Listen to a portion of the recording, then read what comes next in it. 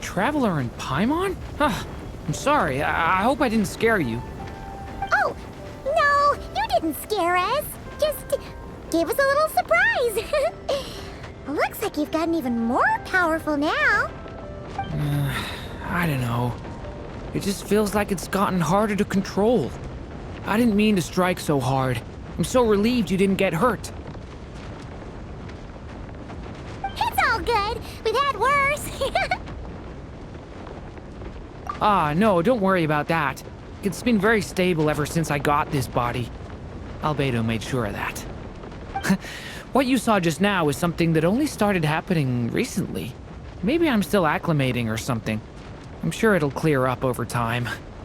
Anyway, what brings you here? Did you need something? Well... The day that the writer and the watcher crossed paths was the day that the magic known as storytelling was born. So, she asked us to come. Miss Alice? Oh, you too? I guess I really do need to work on my impression. Well, never mind that. It's been too long, Mini Durin.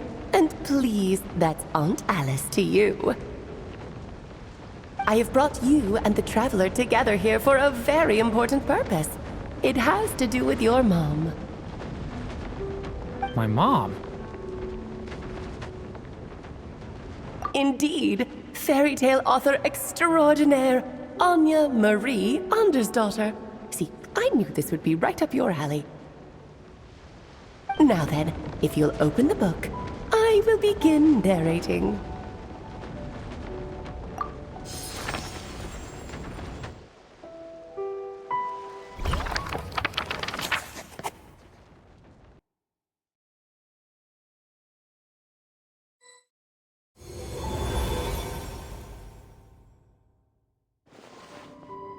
Whoa! What is this place? It reminds Paimon of Simulanka. The two are indeed similar.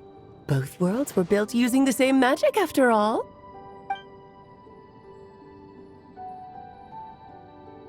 Aha! So it is Alice! Hello, Aunt Alice? Oh, no need to be shy. Just think of me as one of your mother's dearest friends. You keep talking about stories and magic. What's this all about? Simulanka 2.0 or something? Certainly not. Simulanka was a peerless masterpiece. Without the original author, it would be impossible to create a sequel, even for me. But you are right about one thing. Just like last time, I want to show you a work of magic that has to do with storytelling. What's this? This is your mother's dying wish. My mother's dying wish was a book? Let me answer that with a question. What do you suppose would be a writer's greatest regret? Have you ever read a book called The Little Witch and the Undying Fire? Oh, that's because it was the work of more than one person. It began as a little game at our tea parties. Each of us took turns writing the next part of the story. I wrote the first volume, then the other mages took their turns. Em was tasked with writing the final volume and tying everything up. But by the time everyone had finished writing their parts, Em had passed away. Oh, it was a terrible shame. A true tragedy. And that is the answer to my question. A writer's greatest regret is to leave a story unfinished. But all is not lost. I couldn't stand the doom and gloom of it all, so I went ahead and wrote an ending myself on her behalf. Then what's this book? This is the answer your mother gave to the same question. In her eyes, this was her greatest regret. She made me promise that I would bring it to you because she believed the only person who could resolve this regret is you. So my mother's greatest regret is another unfinished story? You could say that. And I guess resolving the regret means finishing the story? That's one way to put it. Oh, is a straight answer too much to ask for? Her answer was quite the opposite of what I'd expected. But oh, how touching it was.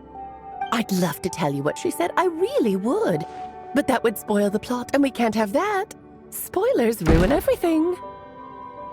Oh. Just think of this task as giving a story a much-needed ending. All I ask is that you do your best. I understand. But I only just started learning human script, and I don't have any writing experience at all. Relax.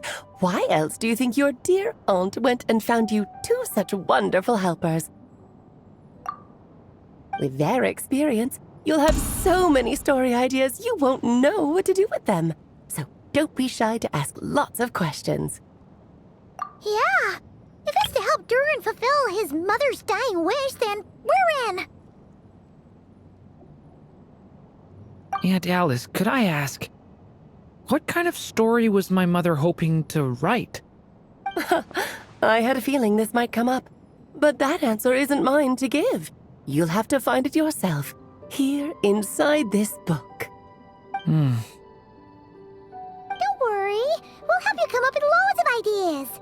Yeah, let's find a nice spot where we can settle in and read through this thing. We could even get some snacks, too. Oh, the actual process might not be quite the walk in the park you're imagining, Paimon. Why's that? Because when Em created this book, she borrowed my magic.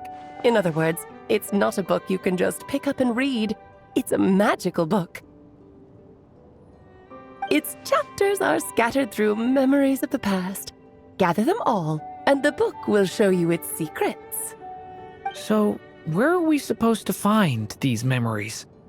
Em left a trail of clues for each unfinished chapter. Follow the hints, and you'll find them. Oh, and when it comes to adding to the story yourselves, you'll need to use this. And this is? This my dear little Paimon is the ink M left behind. Infused with a little of my own magic, of course. If you're planning on writing something inside the book, you'll need it. It's extremely precious, so be sure to use it sparingly. This is all that's left. So we need to search for the memories and keep an eye on how much ink we're using. It just had to be a wild goose chase, didn't it? Perhaps it's just another form of storytelling. Em was ever so creative when it came to things like that. Just think of it as a little challenge your mom left behind. Who knows? There could even be a mysterious prize at the end of it all. I don't care about that. This was my mother's dying wish. Whatever it takes, I'll find a way. Yep. With the two of us by your side, you'll be just fine. Okie dokie. That should be pretty much all you need to know. Oh, and once the story's complete, do let me have a little look-see, okay? I've read everything she ever wrote, so naturally, I can't miss this one. Yeah. Most of the time, you're pretty hard to pin down. Don't worry, I'll know when you're finished. Just wait for me to reach out. All right, off you go. I can't wait to hear how the story ends.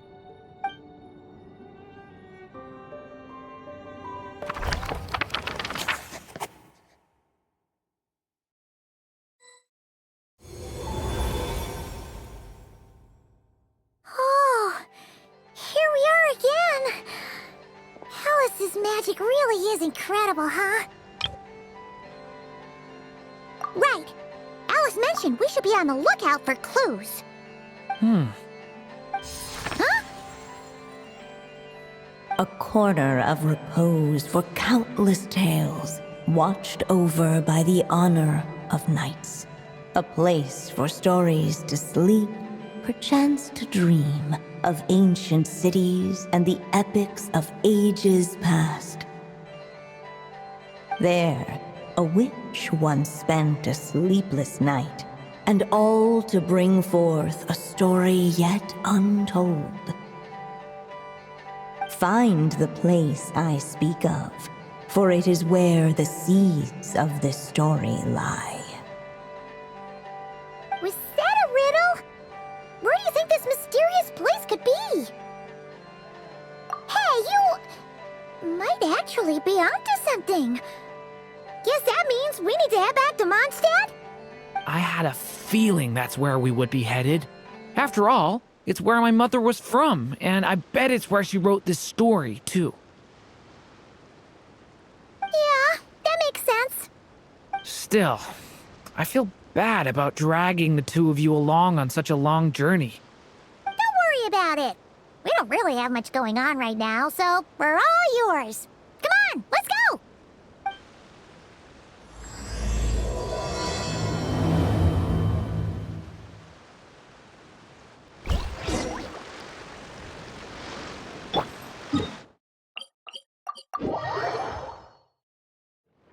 Welcome to the Adventurers Guild, my lady. Is there something I can help you with?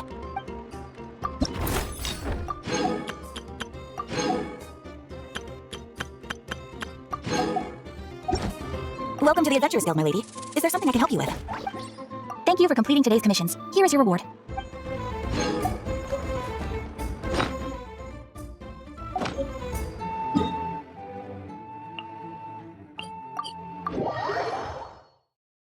Take a break.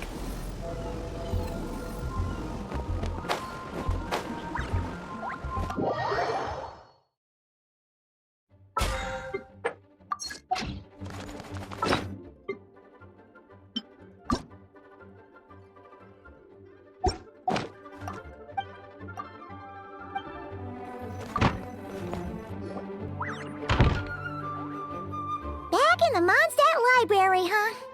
Talk about a trip down memory lane. So, we're supposed to find the seeds of the story, right? What do you think that means? Well, we're in a library, so it's gotta be books, right? But seriously, there's so many here. How are we supposed to know which ones we need? Making a racket in a library? You should know better than that. Lisa! Oh, sorry about that. Now, who do we have here? Ah, my golden-haired cutie. And my little horn cutie, too. Sorry, Miss Lisa. I know you taught me to be quiet in the library, but Paimon was just trying to help. Please don't be too hard on her. Well, it has been far too long since we saw each other, so I suppose I can let it slide just this once. Back when he first arrived here, poor Jean wasn't sure what to do with him, so I stepped in to lend a hand. I figured, if I can handle a boy raised by wolves, then teaching one who's part dragon should be a walk in the park. Nice! Sounds like Durin was welcomed with open arms. Why, of course. Now, let's save the reminiscing for another time. I'm sure you're here for a reason. Did you need to borrow some books? It's kind of hard to explain. Maybe you could take a look at this. Oh?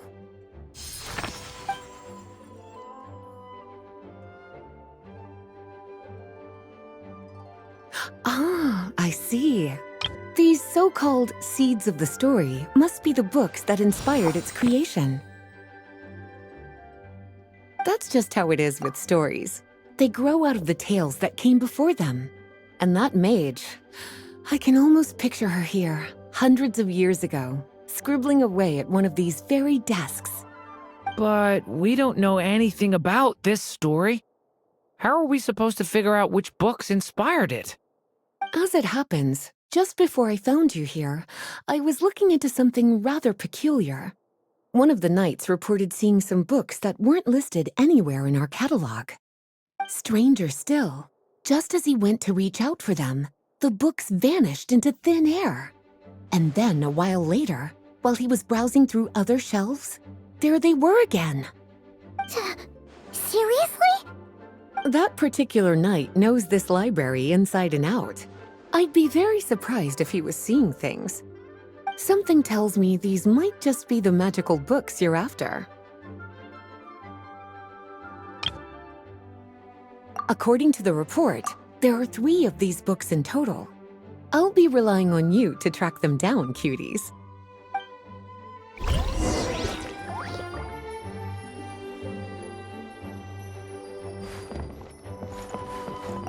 Oh, wait! Did Klee write this one? Should this even be here? We better show it to Lisa.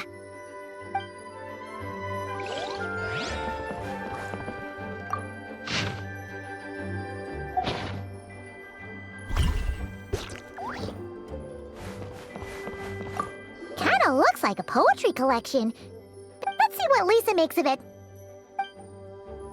Please be quiet within the premises and refrain from making a racket. Second strongest spell in existence. Do not show Klee. Wait, there's actually a book like that right here in the Mondstadt library? That title's just gonna make people even more curious. Huh. There's definitely something fishy about this one.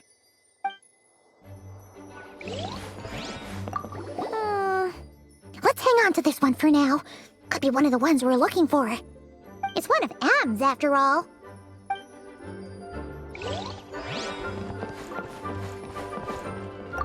An experiment log. Looks like part of the title's been erased. There's something seriously suspicious about this book.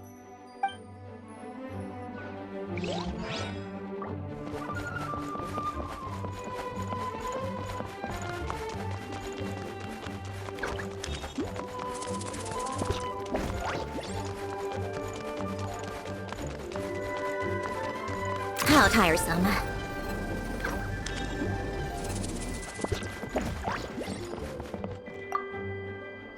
Well, did you manage to find them?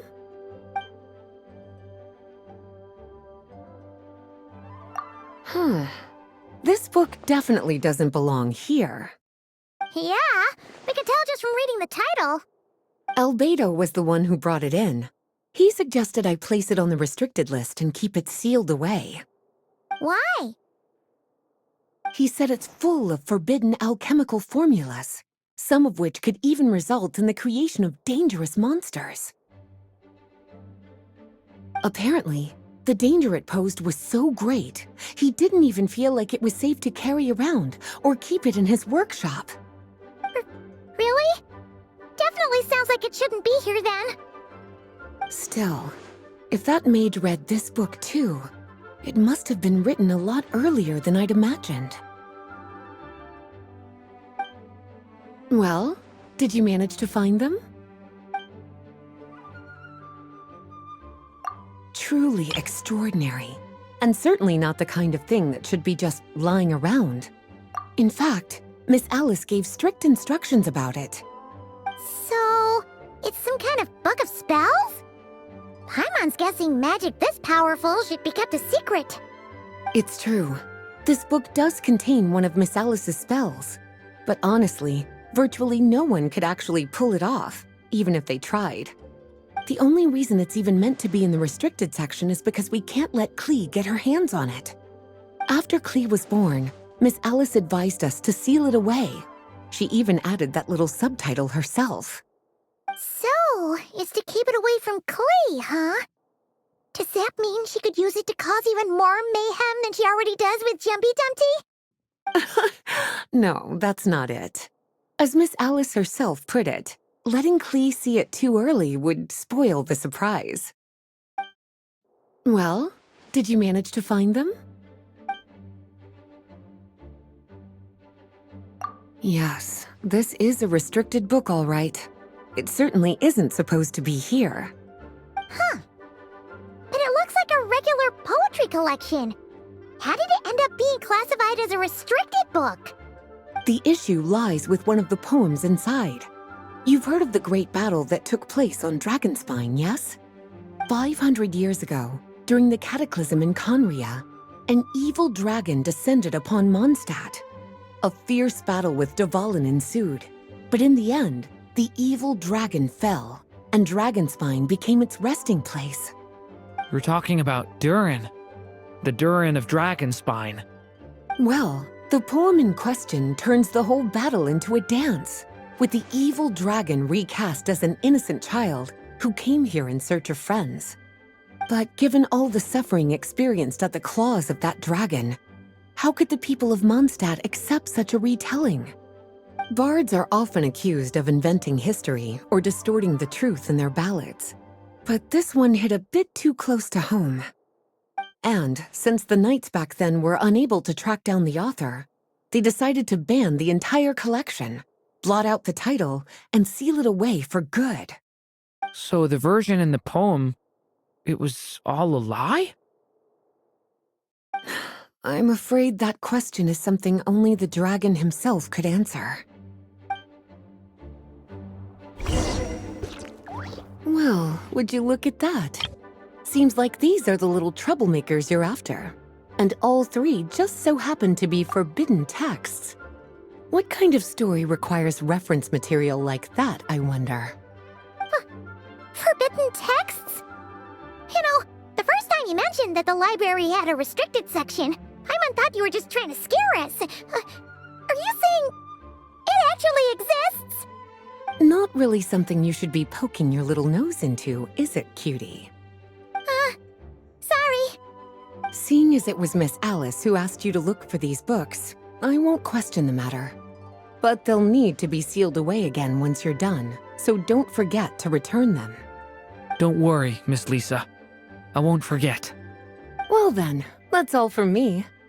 After all that hard work, I think I've earned myself a nice cup of tea. All right, we've gathered all the reference books. What's next?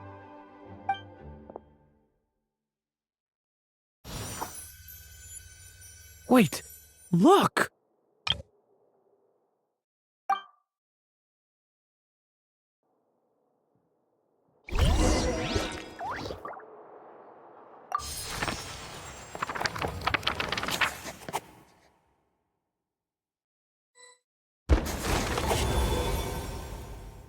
Long, long ago, an evil dragon descended upon the human world, bringing terrible calamity in its wake.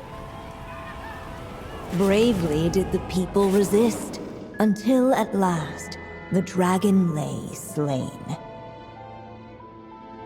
Later, a witch with a love for stories came upon the tale of the evil dragon, and for reasons she could not explain, felt a pang of sorrow on its behalf. For she knew, despite its body being born of wicked alchemy, all along, the dragon's soul was that of an innocent child. Right up to the moment of its death, it had no choice in becoming a vessel of calamity, nor could it fathom the cruel fate that lay before it. Though the witch had a love of stories, she was not pleased with how this one ended. No, that won't do, she thought. I'll write you a better ending instead. And so she set off to do just that, borrowing a little magic from her friend. With it, she wove a dragon's egg, resolving to rear a dragon child of her own. Yet long in thought she lingered, wondering what kind of world her little dragon ought to behold upon waking.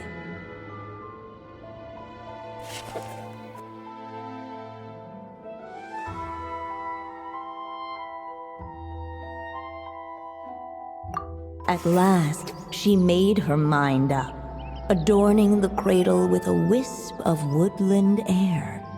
Then, she quietly waited for the egg to hatch.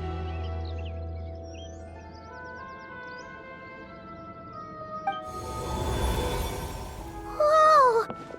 We're actually inside the story! This must be Aunt Alice's magic. Yeah. A story about me? Why don't we just see where the story takes us? All we know is the beginning at this point. Okay. And now a golden-haired traveler, a silvery sprite, and a dragon-born youth step onto the stage. What new chapter will their arrival bring? Whoa! That came out of nowhere! Was that the same voice we heard just now? Yeah. But why does it sound so familiar? I've missed this. It's just like the stories my mother used to tell me. You mean... Em? She used to tell you stories? Yeah, she loved it. Back when she was still alive. Sorry, we should focus on what we're here to do. So, now that we're in the story, what's next? The dragon youth wondered aloud. Yet all he could do was wait for the story to unfold. Of course, there's something to be said for helping it along. Perhaps a little exploration could prove fruitful. Oh! Is that a hint? Yeah, I agree.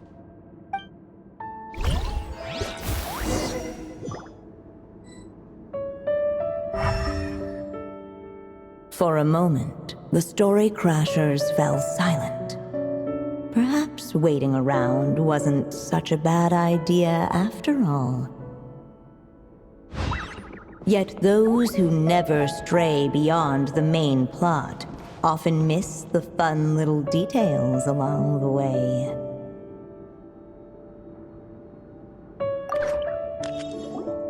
This Draco doll is meant to be the witch in the story, right? Wait a second. All the people we've seen that look like that turned out to be mages from the Hexen Circle. Do you think the witch in this story is one of them too?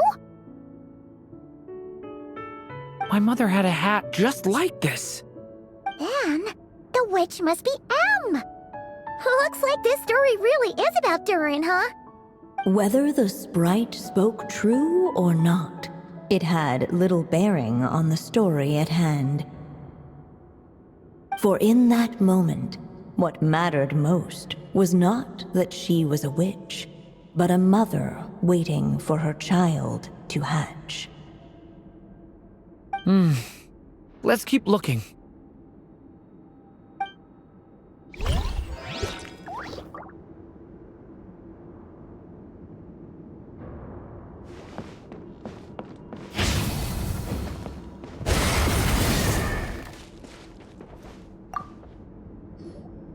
This must be the dragon egg, right? Looks like it's gonna hatch any moment now. So we've got a dragon egg about to hatch, a witch who loves stories, and that evil dragon we heard about at the beginning. Yep, it all adds up. This is my story, isn't it? Okay, so how are we supposed to help the story along? It feels like all we can do right now is wait. Apparently, it hadn't dawned on the group to look for a way to help the egg hatch faster. Oh, right! We're at the point in the story where we're waiting for the baby dragon to hatch, so that has to happen before the story can continue. With the flames at his command, perhaps the dragon youth might be able to provide the egg with sufficient warmth. What?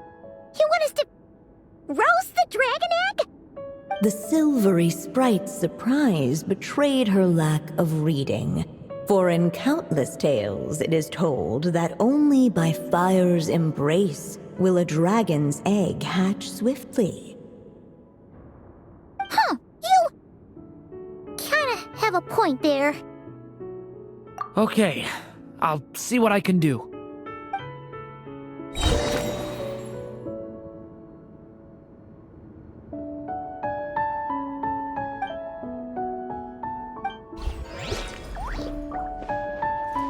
The story has only just begun! Let every unborn life be welcomed with tender anticipation, and may that warmth stay with it for a lifetime.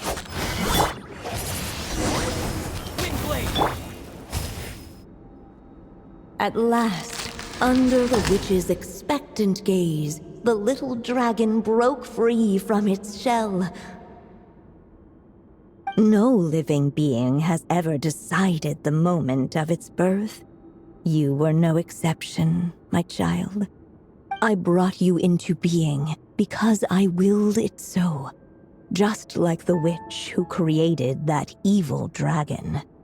But I promise you this, your birth was wanted. You are loved, and you will have a different fate than the dragon that came before you. You've never told me those things before, but for some reason, I always knew. Thank you for bringing me into this world.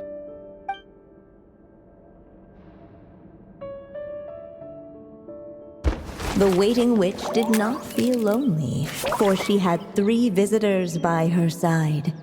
Together, they beheld the hatchling's first breath of life.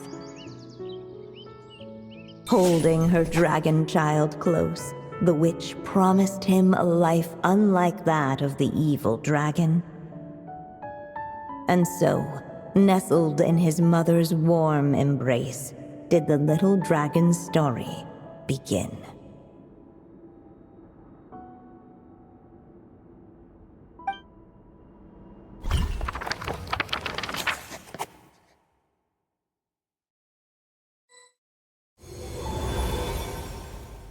Wait, isn't this Mondstadt? Looks like we're back in the real world. Looks like there's more written on the page now and less ink left than before. So, does that mean we've completed this chapter? Yeah, but why does M seem to think that the story isn't finished yet? Durin broke free from the curse, came into this world with a new body, and even made a bunch of new friends. That already sounds like a happy ending to Paimon. True. Everything's always so mysterious with these mages. Guess all we can do is wait for more clues. Huh.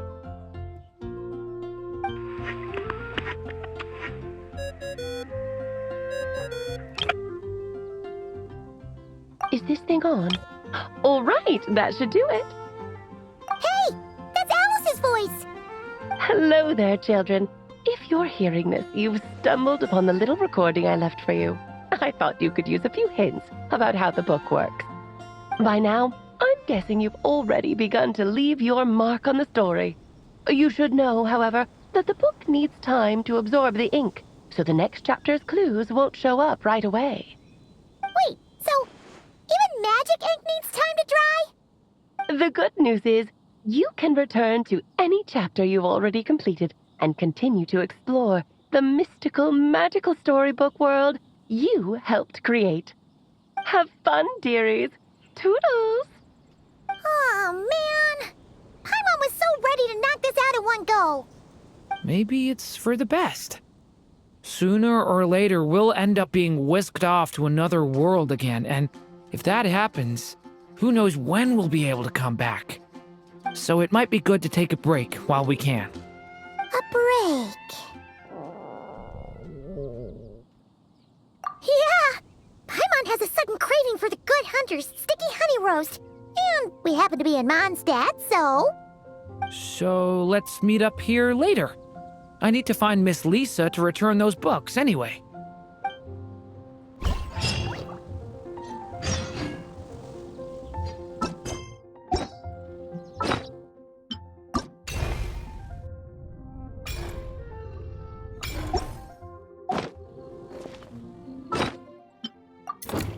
To this tea party.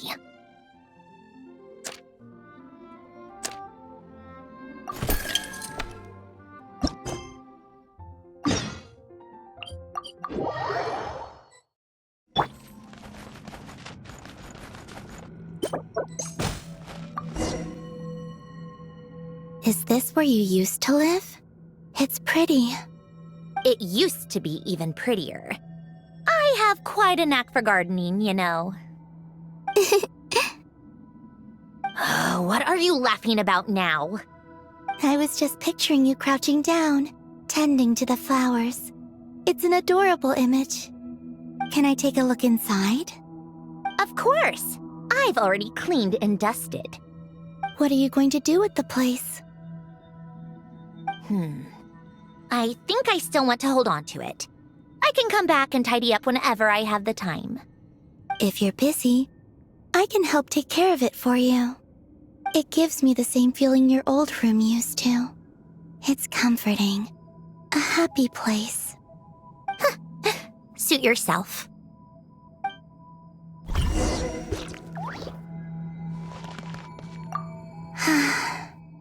It's really beautiful here. All right. Let's come back another time.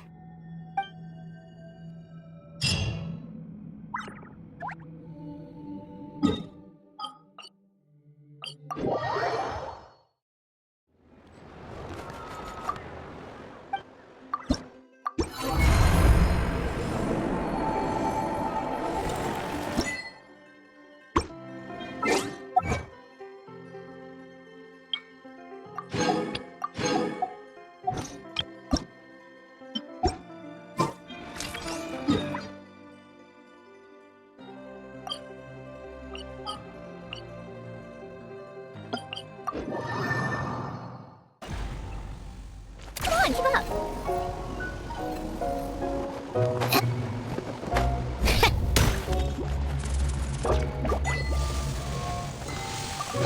Certainly went out of your way for this, didn't you? It's all yours.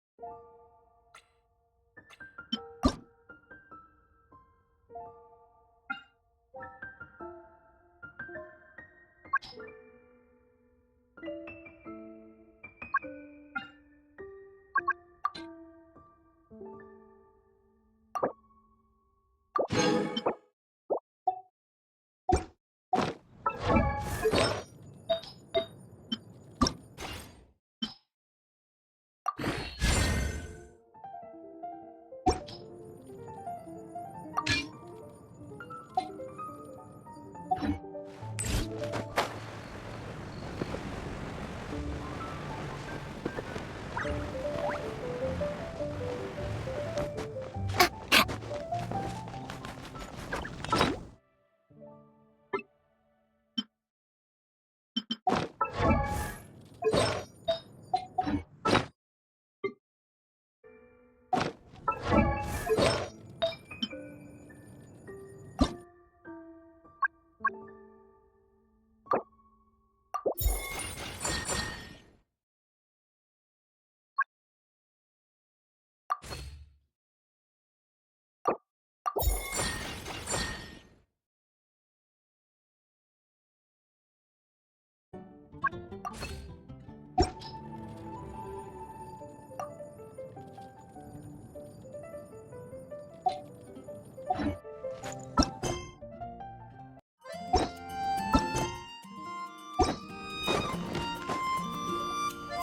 Durin!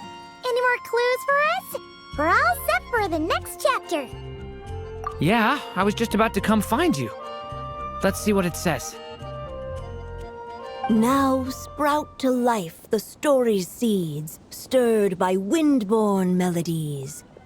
Then on that breeze the music leaves, fading into distant memories.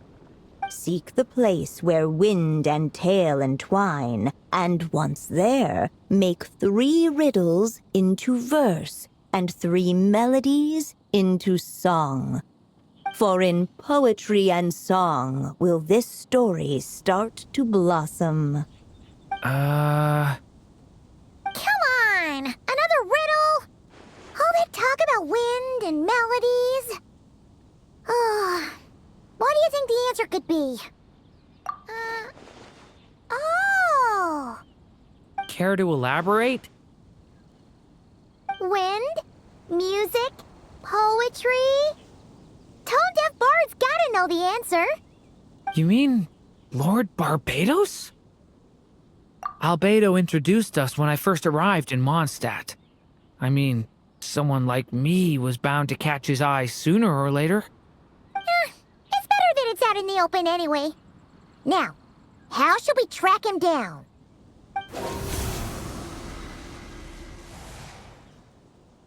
I'm pretty sure he's already caught wind of what's going on here. Why don't we just see where the wind takes us? Ah, right. He definitely makes it easy to forget he's a real god sometimes. Come on, keep up.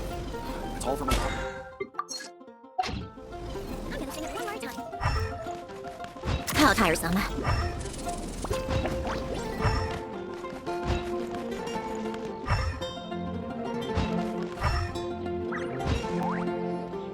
Traveler, Paimon! What a sight for sore eyes! Ah, and the little dragon from the fairy tale world.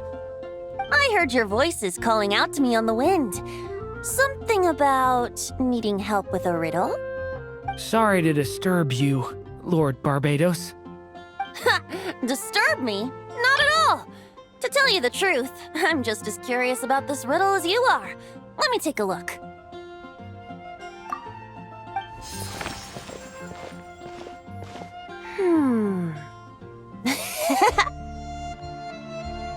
What is it?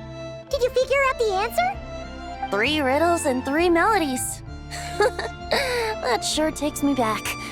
The answer you seek lies hidden in memory. Looks like running to Tone Deaf Bard was the right call after all. Long ago, those mages came to Mondstadt, seeking to test their strength against mine. But I replied, let us make music, not war, and resolve our conflicts through song. So I strummed my lyre and sang them this verse. Oh wind, welcome now, my guests. Pass through verdant leaves unseen, where shape your formless self may take, and offer up a graceful scene, a fleeting gift for welcome's sake. Leap at the edge of a sea of clouds, where land meets sky and sky meets ground. There frighten off the noisy crowds and bring my guests a calm profound. Fly beneath the stars stars up high, where mortal noise is swept aside, that my dear guests with starry eyes may share the dreams they hold inside. Now go to where I vowed to keep a quiet spot for them to sleep. No clash, no contest bars the way, just tea and mirth to fill the day. There you have it, the 3 melodies. As for the answers to those 3 riddles, I trust you can guess them by now. The woods, the edge of a cliff, and the sky? Correct! Funnily enough, your mother was also the first to solve it, all that time ago. There must be some kind of special rapport between those who write stories and those who sing them. The woods, a cliff, and the sky. Oh! So that's where it is! I suppose the spot that answer points to is where you're headed next. You should know, after solving my riddle, the mages even accepted my proposal and made that location their official meeting spot. And going by what your book is suggesting, once you found it, you might want to try playing the melody I just shared with you. Guess you can be pretty reliable when it counts, huh? Great Animal Archon? Thanks for the help, Lord Barbados. Still got questions for me, huh? Yeah, you must have read countless tales in your time, being a wandering bard and all. In your experience, why might an author consider a story unfinished? Unfinished? Well, I guess if there's something left to accomplish in the story, or, if the last line goes, "To be continued." Huh? Well, your helpfulness lasted for like 1 second. In all seriousness, I would think the answer to that question lies in your mother's story itself. It's not my place to pry any further. All right then, we should get going.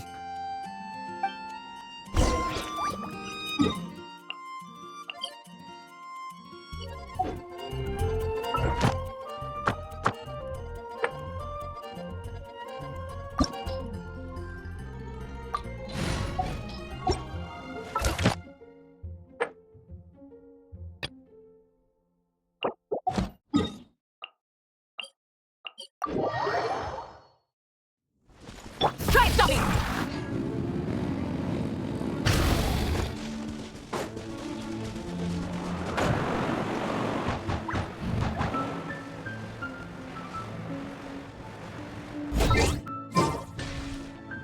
Okay, we're here!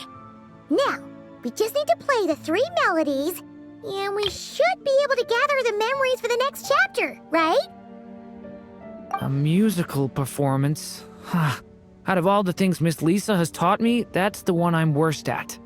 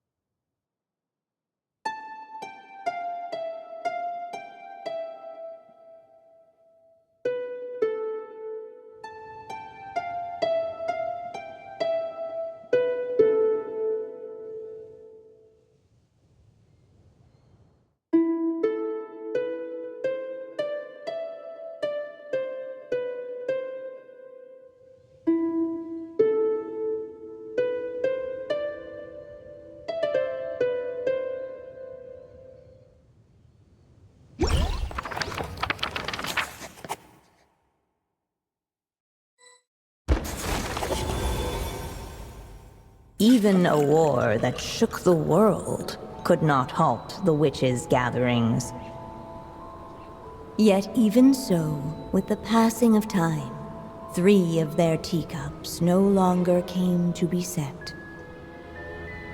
The witches did not linger long in sorrow, for the Story Witch had brought glad tidings of her own. Born was her dragon child, safe and sound.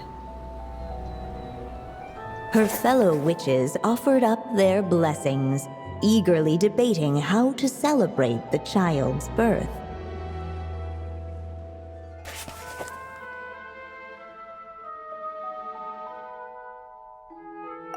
In the end, they settled on the most vibrant balloons they could find.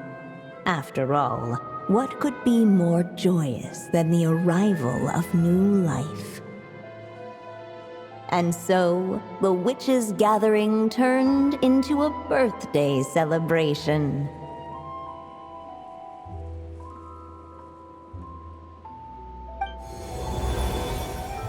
So, we're back in the story world, huh? As if from nowhere, new guests appeared at the witches' table. Perhaps they too had come to celebrate the dragon child's birthday. Yet while everyone else was busy thinking about what kind of gift to offer, these three seemed to have come empty-handed. Hardly the recipe for a warm welcome to a birthday party, now is it? A gift? Hey, what's this all about? We only just found out this was a party. While the guests voiced their complaints and grievances, perhaps they should have been wondering what kind of gift to give instead. So, we need to bring a gift to advance the story? But where are we supposed to get something like that? Perhaps it would be a good idea to have a look around. Why didn't you just say so?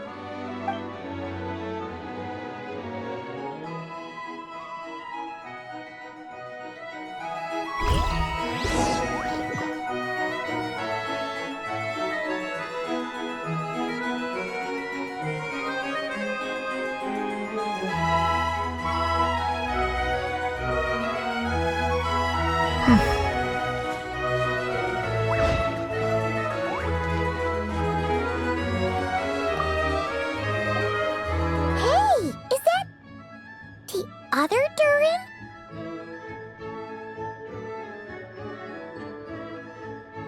Hey, Mini Durin! Nope, no reaction. Seriously, did he doze off at his own birthday party? Brought to life by the witch's magic ink, the dragon child played with animated glee each time the tip of her pen danced across the page. Yet she could not spend all her time writing. For the upcoming witches' gathering, she had no choice but to set down her pen.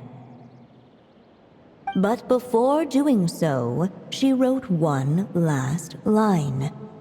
So did the child drift off into blissful slumber.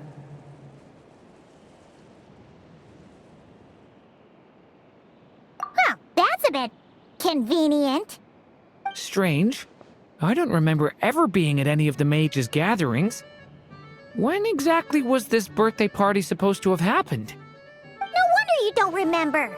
From the looks of it, you were probably fast asleep at the time. The witches went on chatting away, ignoring the empty-handed guests.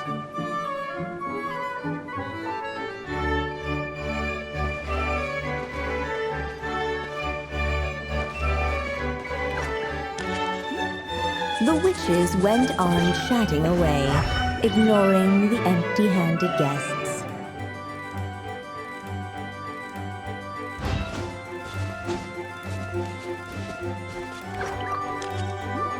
Hey, is that the other Durin? Hey, Mini Durin! Nope, no reaction. Seriously, did he doze off at his own birthday party? Brought to life by the witch's magic ink, the dragon child played with animated glee each time the tip of her pen danced across the page. Yet she could not spend all her time writing. For the upcoming witches' gathering, she had no choice but to set down her pen. But before doing so, she wrote one last line. So did the child drift off into blissful slumber. Huh, that's a bit convenient. Strange. I don't remember ever being at any of the mages' gatherings. When exactly was this birthday party supposed to have happened? No wonder you don't remember. From the looks of it, you were probably fast asleep at the time.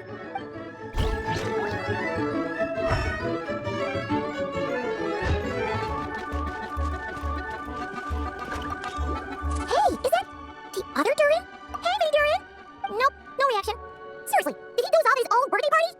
Brought to life by the witch's magic ink, the dragon child played with animated glee each time the tip of her pen danced across the page.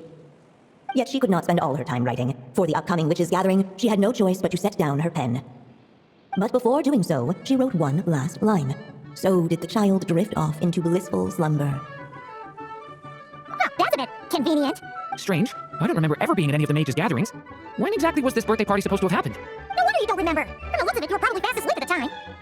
The witches went on chatting away, ignoring the empty-handed guests.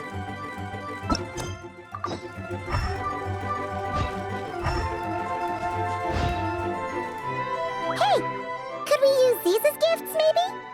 At last, the guests found something to give the dragon child.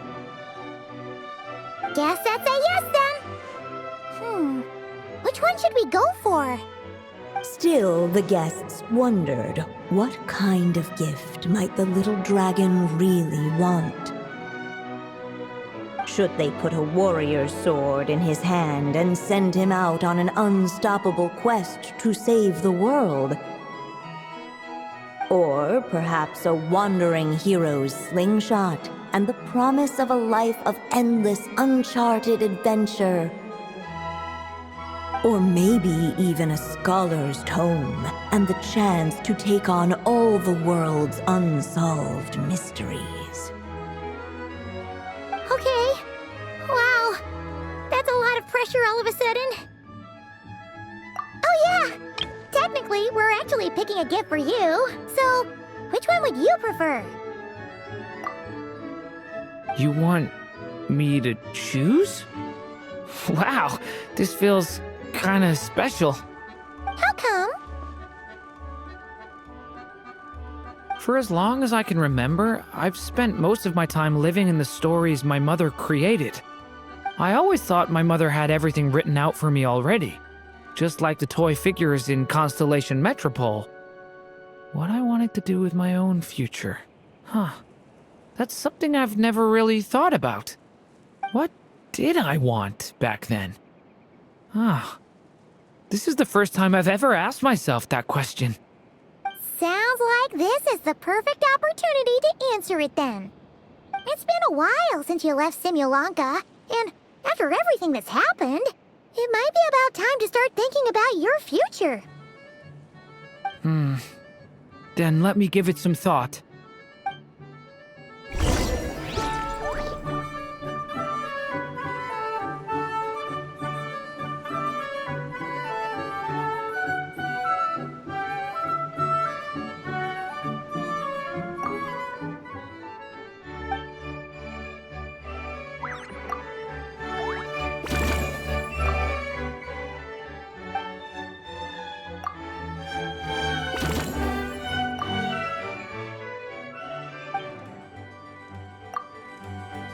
The guests hesitated, and not without good reason. Given how much this gift would mean to the little dragon, a bit of careful thought could go a long way.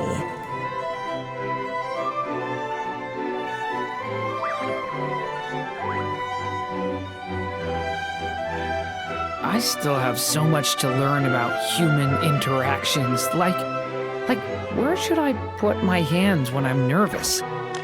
I just really want to make friends with everyone.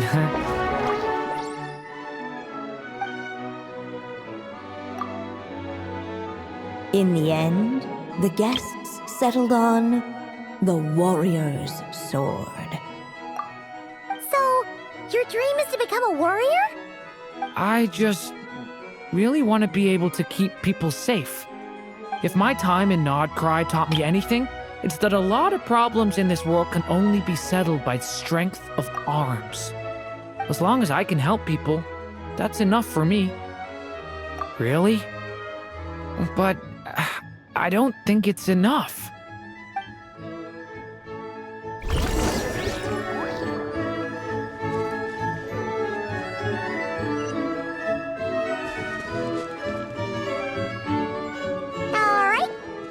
let us in now that we've got a gift, right? Hello there. Brought a gift this time? The newly arrived guest presented his gift, wishing the little dragon a future as an indomitable warrior. Accepting the guest's blessing, the Story Witch invited him and his friends to take their place around the table. Finally, she could introduce them all to her dragon child, telling all in attendance about the moment of his hatching, and of course, the name he'd been given. It was then that the Seer Witch, diviner of the stars, withdrew her gaze from the heavens and turned a sorrowful glance upon the little dragon. You gave him the same name as that evil dragon? That's right. But the life I intend for him shall be very different. What folly to love so blindly. For as you must know, a name is the mirror of destiny itself. He who bears an evil dragon's name must also inherit the fate of its previous owner. His fate has been foretold.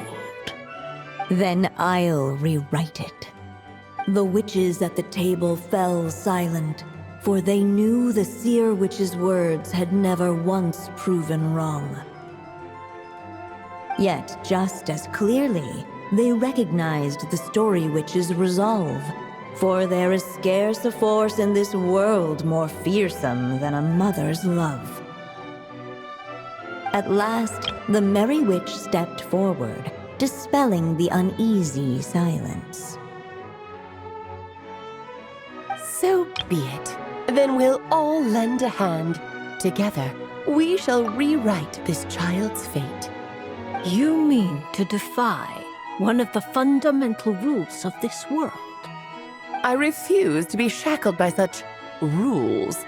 Besides, this is a witches' gathering, is it not? What could be more fitting a subject for this occasion than to defy them? Oh? Sounds like an interesting experiment. I suppose, were we to succeed in this endeavor, we might bring a touch of wonder to this otherwise dreary sky of stars. The Merry Witch finally talked them all round, just like she had done many times before. Warm and strong as the sun she was, so much so, in fact, that those who her light shined down upon had no choice but to bask in it. And so the witches readied their gifts, 3 marvels of the cosmos. For this child, I shall decipher the ravings of the heavens and lay bare before him the trickery of fate. For this child, I shall leave a formula powerful enough to unravel the very origins of this world, that he may seek another solution for the conundrum of his life. For this child, I shall call upon wondrous magic to make possible his impossible wish. All the Story Witch had was the pen in her hand, yet with the love that flowed from it, she resolved to bring forth a marvel of her own. For this child, I shall leave behind the last story I will ever write, and with it, a path to an ending yet untold. With the witch's blessings given and received, the little dragon's fate at last began to turn. In the midst of the dragon child's birthday celebration, the Seer Witch proclaimed her prophecy. The child had been given the evil dragon's name, and with it, the burden of its fate. But hearing this, the Story Witch vowed to rewrite it all, for such was her love and resolve. And so the other witches offered their gifts in turn, marvels as rare as any in the cosmos. Together, they sought to test one of the fundamental laws of this world, in part to support a mother's love, and in part to sate their own curiosity. Oh, and I almost forgot. Our new guests came bearing blessings of their own. Who knows? Perhaps this extra bit of courage might be all the little dragon needs to change his fate.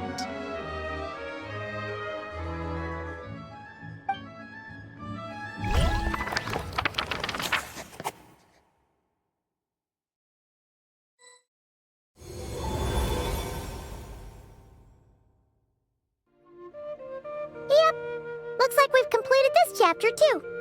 Those witches in the story were the mages of the Hexen Circle, right? They sure seem to care a lot about you, Durin. But, Paimon kinda had trouble following their conversation. Just a bunch of mystery, as usual. The evil dragon's fate. Oh, is that what you're worried about? But didn't we already take care of that? Ah, the mages must have had a hand in that, too. Also, I was just thinking, which part of the story are we even meant to be completing? Oh, it feels less like we're filling in the gaps and more like we're adding something new altogether. But we use the ink, right? And the book hasn't given us any more clues, so that must mean our task is complete. At least for now. Yeah, I guess we're doing something right. Maybe I'm overthinking things. It's just, this is my mother's final wish, so I don't want to mess it up. Anyway, thanks for all your help. I'll let you know as soon as the book reveals a hint about the next chapter. Okay then. See you in the next chapter.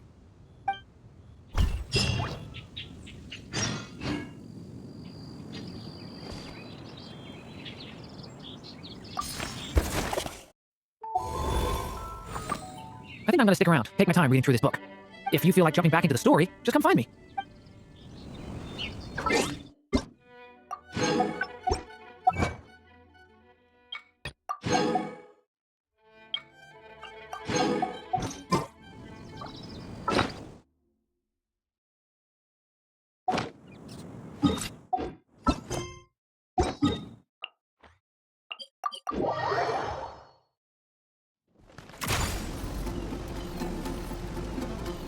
Come on, keep up. Some say the god of fate calls the outcome of every dice roll before it's even made. And that's why the secret to winning a lot of games is having that god on your side. Your luck is amazing, Kaya. Your turn. Give it another shot. Fear not, O Crimson Dragonborn, for I, the Princess of Ertelung, have bestowed upon you the benediction of the midnight hour, and with it you shall surely smite this usurper. Mein Fräulein means to say she's rooting for you in secret. Oh, and that you must, at all cost, defeat the one who snatched her limited edition card back.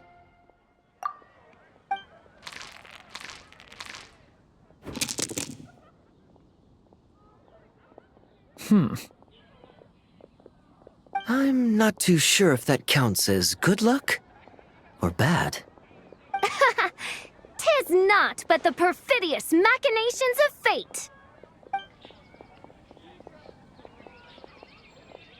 Hey, everyone! Mr. Honorary Knight and Paimon! You're back! It's good to see you, Honorary Knight. Mein Fräulein is quite invested in the outcome of this match, so please, allow me to extend greetings on her behalf. Of course. But if you're out playing cards, how come you're not over at the Cat's Tail? There's something about our horned friend over there that seems to frighten off little animals. Could be because he used to be a dragon. Normally, the animals just steer clear of him, but in the close confines of the Cat's Tail, let's just say, the feline residents probably consider it their turf. And we all know how dangerous a cornered cat can be. I just wanted to borrow one of their nests for a nap. One of their nests? Wait, you mean a cat sofa? Yeah, it's more comfortable for me. I can stretch out just the way I like. But it turns out the Black Cat and his minions are quite territorial. Luckily, Miss Diona helped smooth things over, and they finally agreed to let me use one. But, I only get to use it after dark. Oh, Diona stepped in! You know, underneath it all, she really does like helping people. The more likely reason is because Durin won't touch a drop of alcohol. As far as Diona's concerned, that pretty much makes them two peas in a pod. It's a shame, really, considering everything Mondstadt has to offer in that regard. Mondstadt's alcoholic drinks are a bit too much for me to handle right now. But maybe someday. There's no need to force it. Who says you have to drink just because you're in Mondstadt? Yeah, it's just... I'd really like to make some more friends, so I need to learn how humans socialize. I guess alcohol is usually involved, though. But that's why I started learning how to play Genius Invocation TCG. It's also a kind of social activity, but it doesn't involve drinking. And I've been lucky enough to receive the guidance of the Prinzessin de Verurteilung herself. Exactly! Who needs alcohol when you can make friends playing card games? Speaking of which, need any tips from the master over here? You'll wipe the floor with that opponent of yours. Paimon guarantees it. Unfortunately, with the luck he's having, not even that legendary card master from Sumeru could turn things around at this point. Yeah, that last roll wasn't great. But who knows? Maybe you'll have better luck next time? He keeps getting the exact same roll over and over. This is the third time already. If there really is a god of fate, they could have cut this kid a bit of slack. Like, I don't know, make it possible for him to roll at least one other side of the dice? I think I've lost. Must even a dragonborn, sanctified by the power of benediction, succumb to fate's insidious snares? Don't be sad, Durin. You'll definitely win the next round. You can even borrow Dodoko if you want. Mom says she brings good luck. Thanks, Klee, but there's something more important I need to take care of now. Oh, okay. So, the book's given us another hint, right? Yep, and I think I've guessed where we're headed this time. Come on, follow me.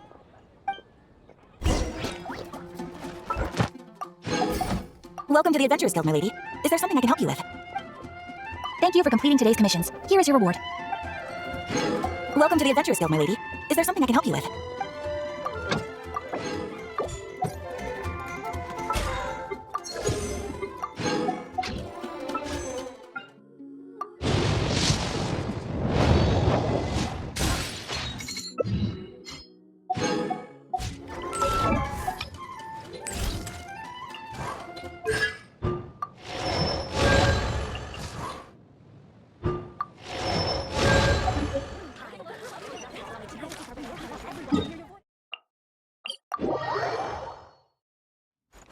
Take a break.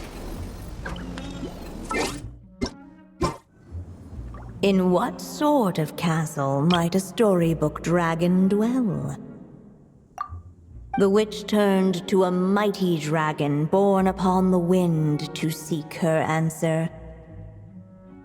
From afar, she beheld a solitary castle, standing lonely beneath its wings, and wrote it into words. Its walls kept out the wind and rain, yet also cast a solemn shadow. Enveloped by their shade, the story's boughs were lulled into a torpid slumber and reached no further skyward. So that's the clue. I think we're meant to find a place where dragons live, and this time, in the real world. I asked around, and it just so happens that there's a place like that in Mondstadt. Yep, that checks out. I've heard that the dragon here is called Dvalin, and that he's a magnificent creature. I hope I get the chance to meet him. Wait a second.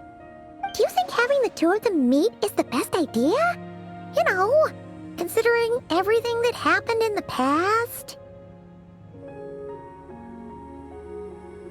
How would we even explain everything to him? Well, if we do run into Dvalin, it should turn out okay with us there at least. Is something wrong? Nope.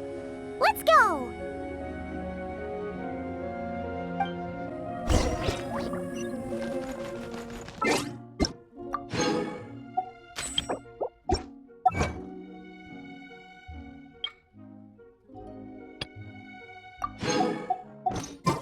How tiresome.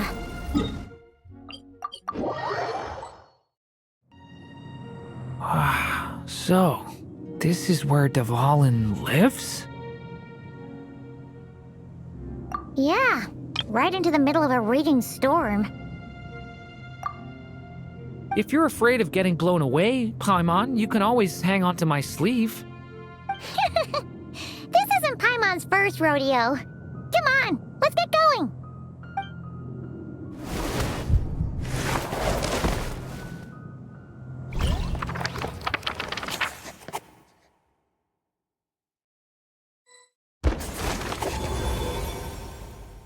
The little dragon grew with each passing day, and the Story Witch, who loved him dearly, built him a big, beautiful castle. Yet in the end, she herself succumbed to time's merciless march, setting forth on a journey to a place beyond even the stars. All of a sudden, the little dragon found himself alone. He tried leaving the castle to make some new friends. But already he had grown the claws and scales of an evil dragon, just as the prophecy had foretold. Afraid he might hurt someone, the gentle little dragon hid within the castle his mother had built, and came forth no more.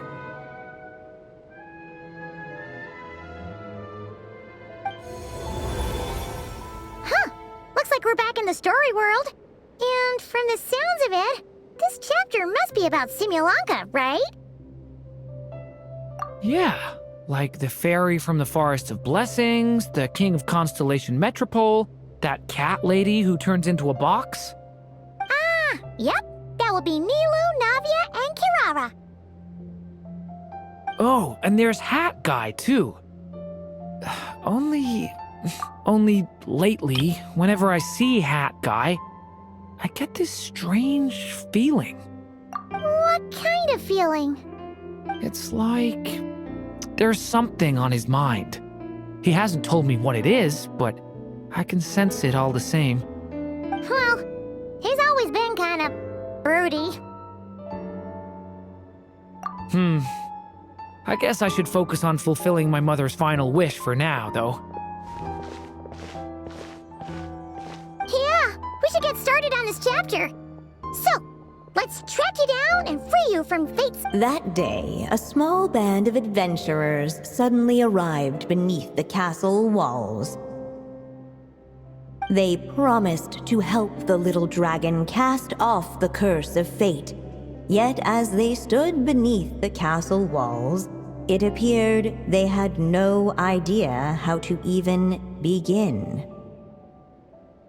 Hey! Instead of making fun of us, how about giving us a hint?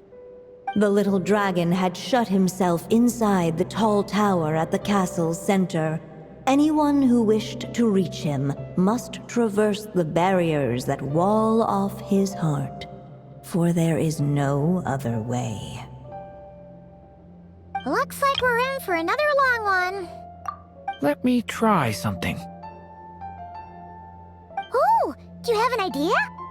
If that little dragon in the tower used to be me, then surely I'd know how he shuts people out better than anyone. Come on, follow me.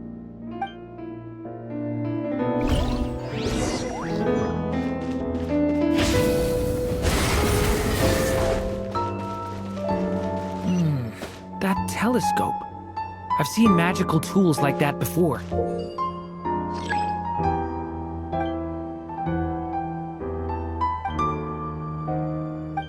It should come in handy.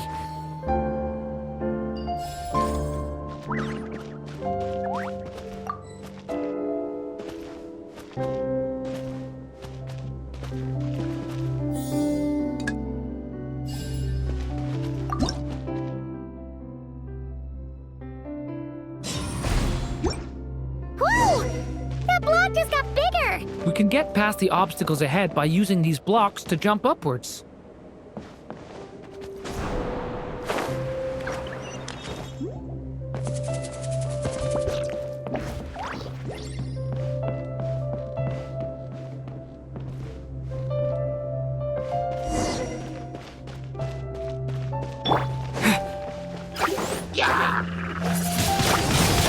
Windblade! Stay back!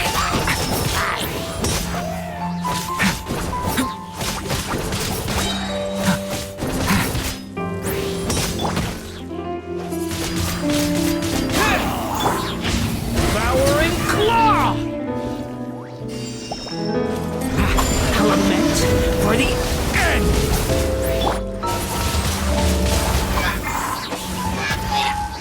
Disappear!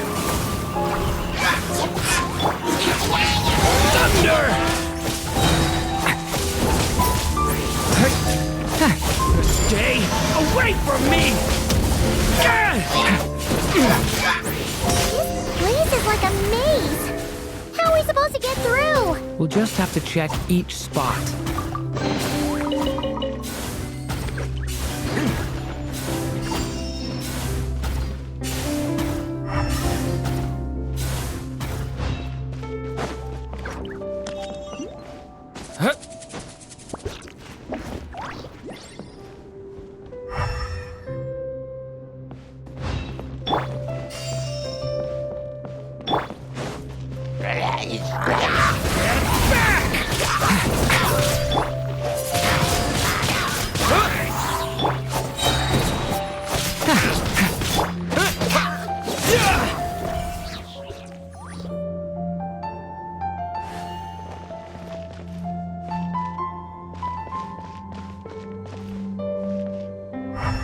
We should be able to use this block somewhere.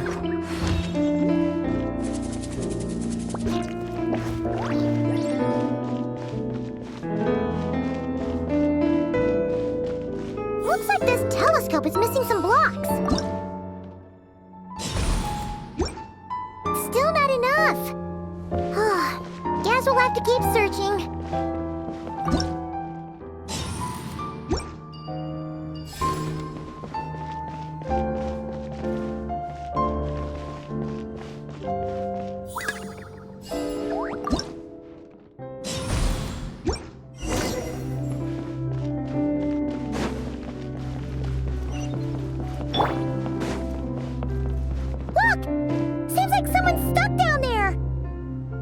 Should they continue towards the tower, or plunge into the shadows to rescue those in need? A difficult dilemma indeed. The path to the tower is up ahead. We better stick with Durin.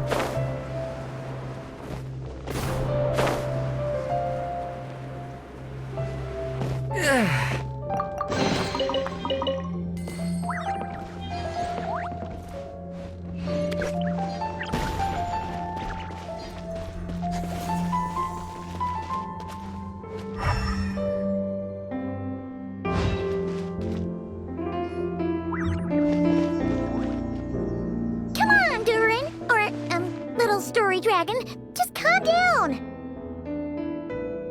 Stay back! I don't want to hurt you! Loneliness and fear had built a cage around his heart, shutting out all who would look upon him. And thus, all the adventurers could see was his shadow. Don't worry, we can help you! Don't come any closer! And that was the last the little dragon spoke. How are we supposed to persuade him if he won't even talk to us? This really could have been how my story ended, huh? Back in Simulanka, I was no different. But even though I kept shutting everyone out, deep down I hoped someone would be strong enough to face my power and break through to me. And that's exactly what you all did. I wouldn't be standing here today without you.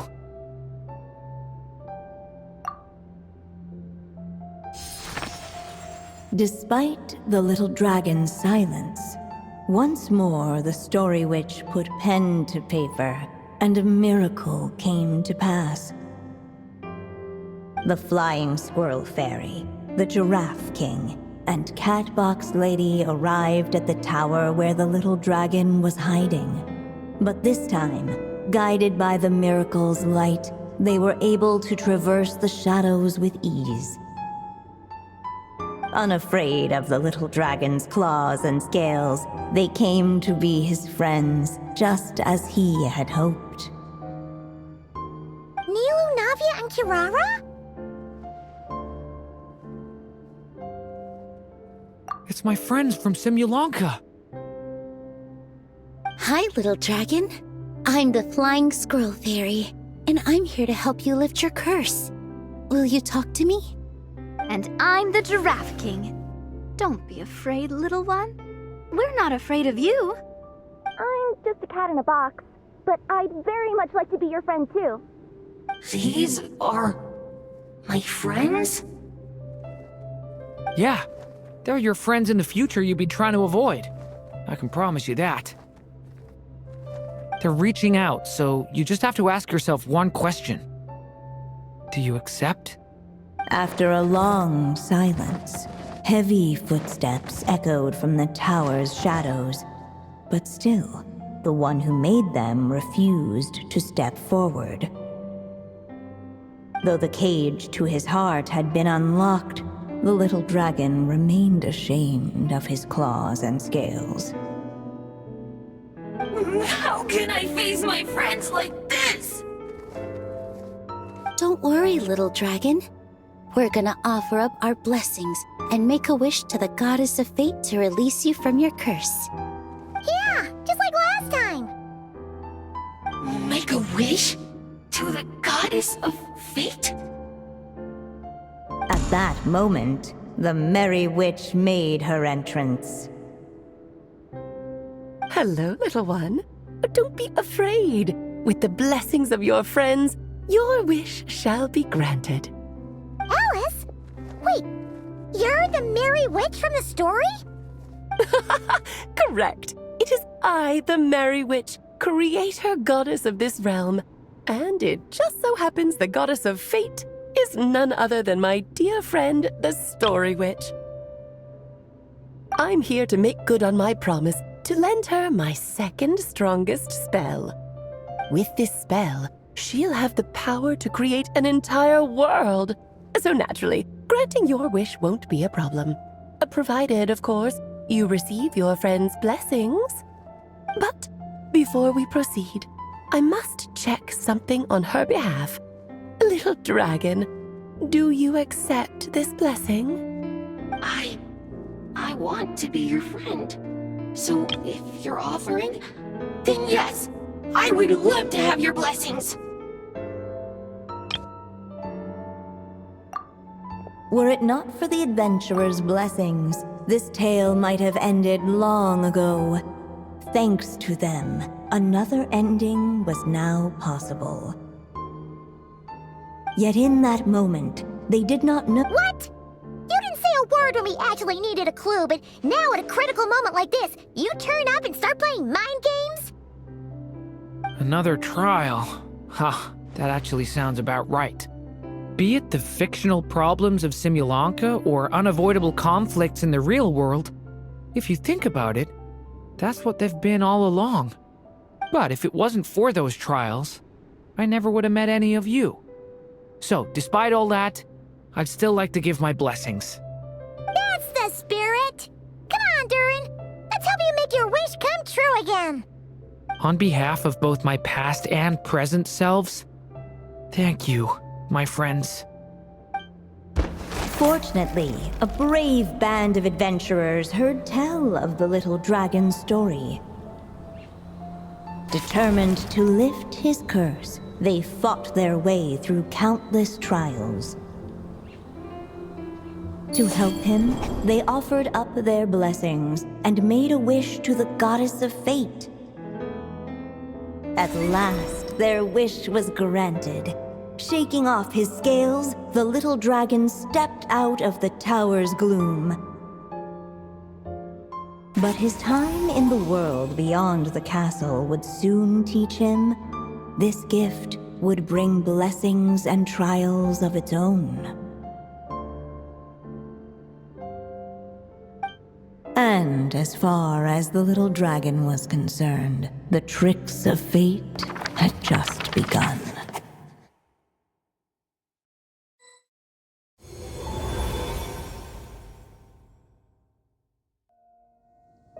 So, Durin's wish came true, just like it did before. If this story was written by my mother, then surely that was the last chapter we just completed. Oh yeah! So, in other words, we finished it. Looks like that's a wrap on Alice's task, and there's even some ink to spare. Guess we'll have to wait for her to make contact, like she said.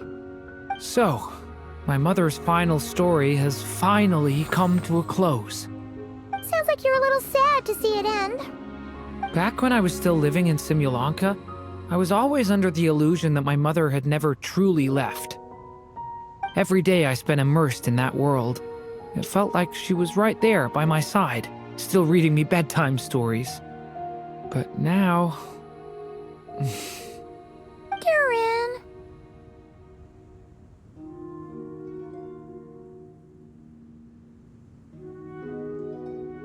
That's right! And you've got so many other friends waiting for you back in Mondstadt!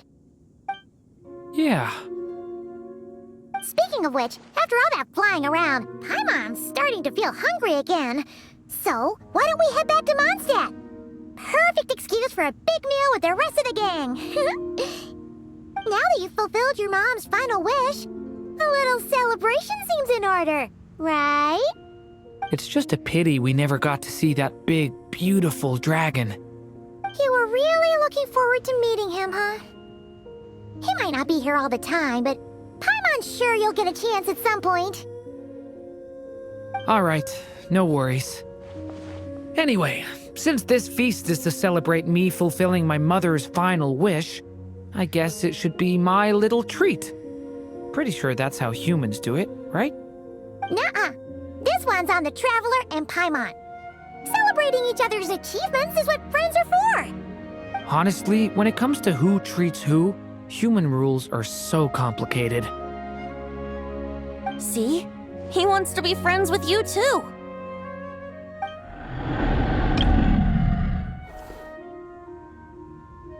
But the moment hasn't come. At least not yet. In any case, the story should have a better ending this time, don't you think?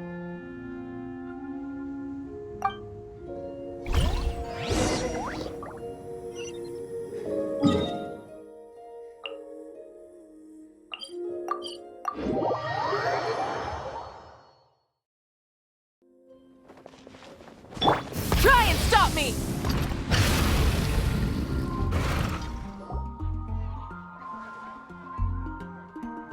Whew. Feels like we were gone for ages. Hopefully, everyone's still here. So, your adventure was a success, huh? Want to grab a drink to celebrate? Absolutely not. No booze allowed. Mr. Honorary Knight, Durin, I want to hear all about your big adventure.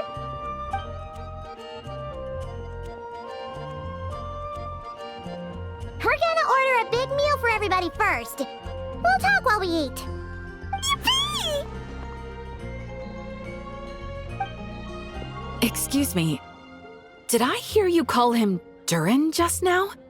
But wasn't Durin the evil dragon that fell on Dragonspine? Come on, miss.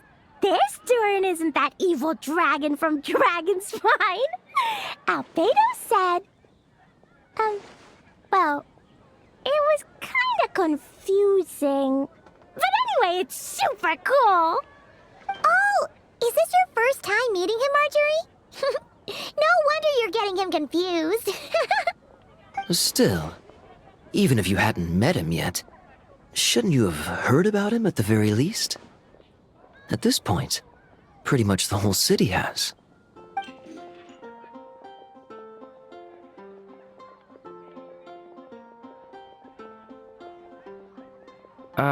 Why is everyone... So, what exactly is his connection with the evil dragon? Wait, but those horns on his head. Surely he's not a... Did everyone just forget about Durin? No, that can't be.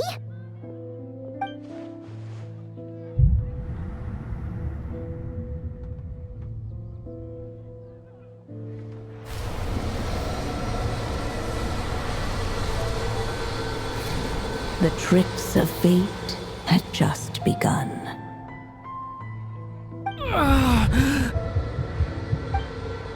Watch out!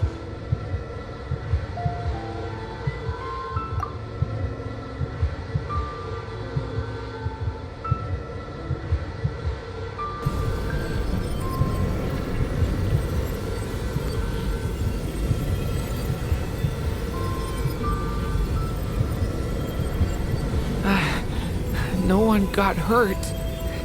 Did they? Durin! Durin!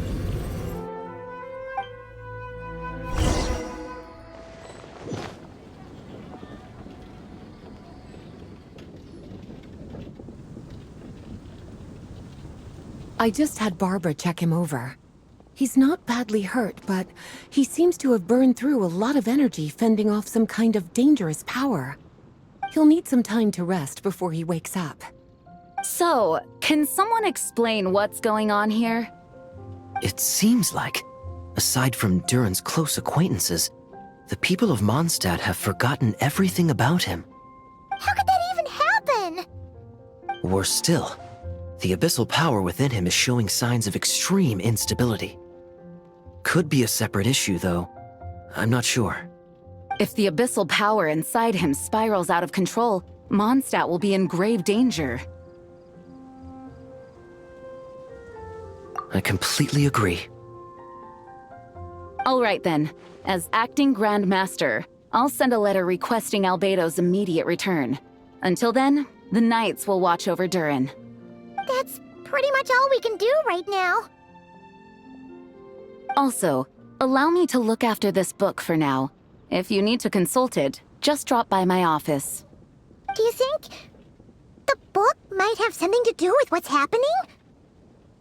It's just weird that Alice still hasn't contacted us. Maybe we should head back inside the book and take another look.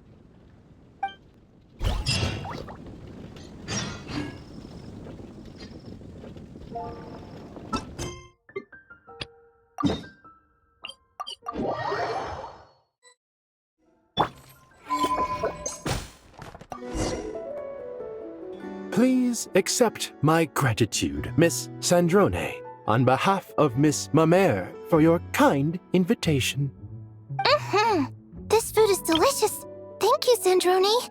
Your culinary skills are amazing. I'm glad you like it. But prototype 4ACB07, I believe this is the first time we've met. How did you recognize me?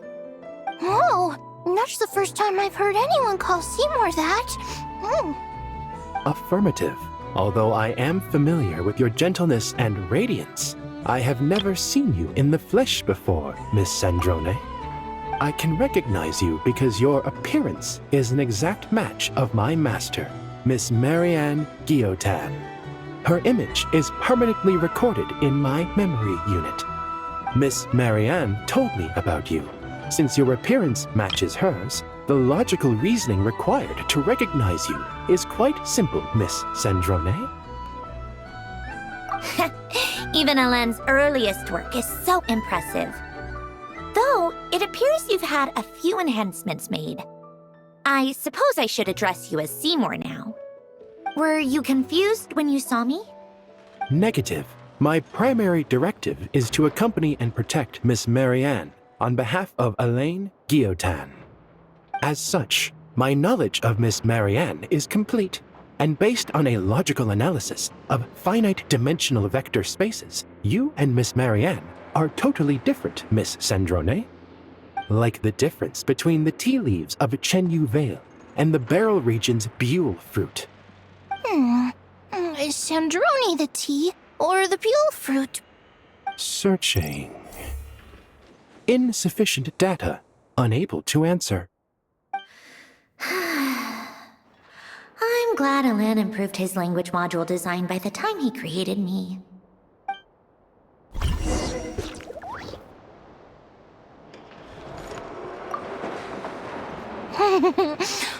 This food is delicious. So soon? Thank you, Miss Sandrone. I hope to see you next time.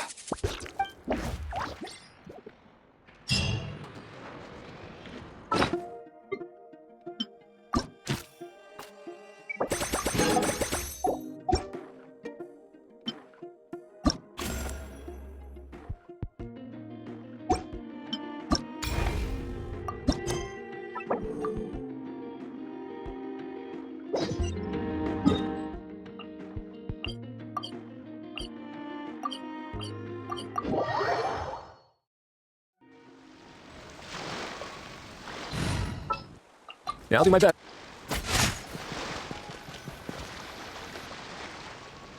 Hello there, Lady Trismegistus. Oh, such perfect pronunciation. I can only assume we share a friend. A certain Miss Columbina recommended your services. A very unpredictable lady, that Miss Columbina. I'm sure your encounter must have been full of surprises. It sure was. Unpredictable is the perfect word.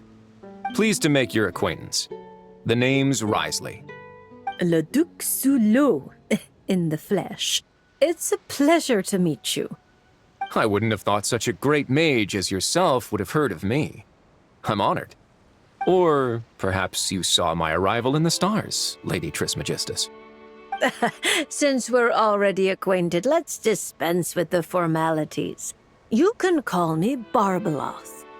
Then please, call me Risley. This isn't official business, so there's no need for titles. I'm just a regular citizen of Fontaine enjoying some time off the clock. I came across some freshly baked conch madeleines on my way here. I hear mages enjoy a good tea party. Please, take one. Oh my, this is a very popular dessert at our parties. I've been here for quite some time now, and read the fortunes of a fair few people, but this is the first time anyone's come bearing gifts. Thank you, Mr. Risley. I'll make sure to share it with Alice and the others. Is that my ears I feel tingling? Barbie, you simply have to save some for me! Don't let Nicole scarf the lot down before I get there. It's not like she hasn't done it before. Yes. I'll make sure she leaves some for you. Honestly, you could have timed this better. Here I am, hoping to maintain the Hexenzirkel's dignity in front of our new friend. It's quite all right. Where's the harm? Powerful people don't have to be serious all the time. Everyone's entitled to a little personality. Exactly. As a matter of fact, optimism and cheerfulness are core entry requirements of the Hexenzirkel. This is the first I've heard of it. It's a new rule I just came up with. The Hexenzirkel is supposed to bring joy to the world. It's only natural that we are cheerful and optimistic. Speaking only for myself, I support everyone enjoying life however they please. Provided no laws are broken, of course. That's a provision you might struggle to get Alice to stick to. Oh my. Well, this is a concern. You two do realize I'm still here, right? Besides, I'm not going to do anything criminal in front of the administrator of the Fortress of Meripede. And even if I was, I imagine your rooms are more spacious than the Knights of Favonius' solitary confinement room. Isn't that right, Mr. Risley? As though a mere solitary confinement room could hold a legendary mage such as yourself. I'm sure Lady Alice has willingly accepted her punishment, no doubt due to her humility and unimpeachable trustworthiness. Exactly. You couldn't be more right. Please stop, Mr. Risley. You really shouldn't encourage her. Once she's in a good mood, there's no telling what Alice might do. That's right! The Traveler's the honorary knight of the Knights of Favonius, you know. No talking bad about the solitary confinement room behind his back. Does that mean it's up to the honorary knight to chase down escaped mages? That would make for a wonderful show. Please be sure to invite me. You just love watching the drama unfold. Still, Haimon didn't expect you to come here by yourself, Risley. That saves us a trip underwater to fetch you.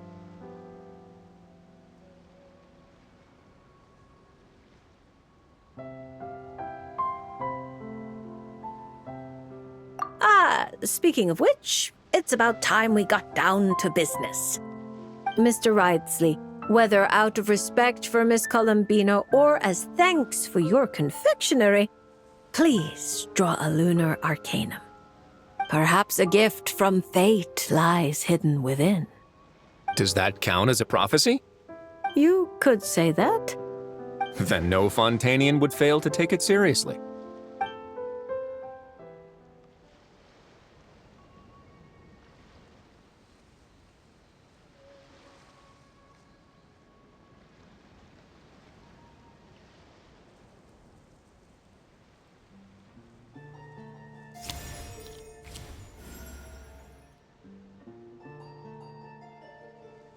I'm not too familiar with these cards. This one appears to be... The Upright Emperor. You seem lost for words. Is this card bad? There's no need to worry. I can handle whatever you tell me. Quite the opposite. This card signifies eternal dominion and unshakable authority. If this represents your future, then you have already reached your destination. But your fate keeps rolling forward, forever changing, which can only mean... Perhaps it's not the person who changes, but their environment? At least for now, such a tendency does seem to exist. Then I guess I can be a bit more confident in my intuition from now on. I previously visited Nodcry on official business and gained quite a bit of insight. Since then, I can't help but keep an eye on the local news. Then one night as I was gazing at an unusually bright moon, I found myself thinking that the world is changing. The world is constantly changing. But with the introduction of such huge variables, we must all be prepared to face the unknown. That said, judging by the card you picked, you shouldn't have much to worry about. No matter how your environment changes, you have the means to either adapt or resist. Such wonderful news. Looks like I didn't take that punch for nothing.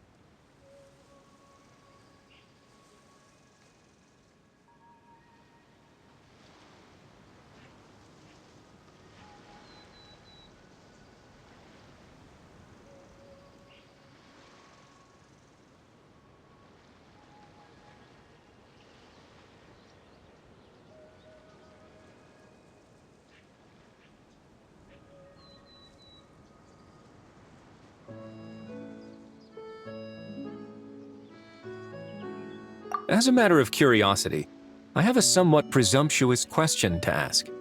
I hope you don't mind. How sly.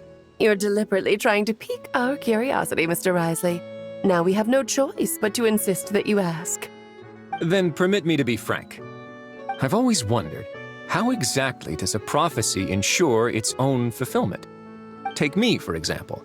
My reading says I'll remain stable. But what if, after hearing this prophecy, a sudden rebellious urge takes hold and I immediately do something impulsive? What would happen then? For example, what if...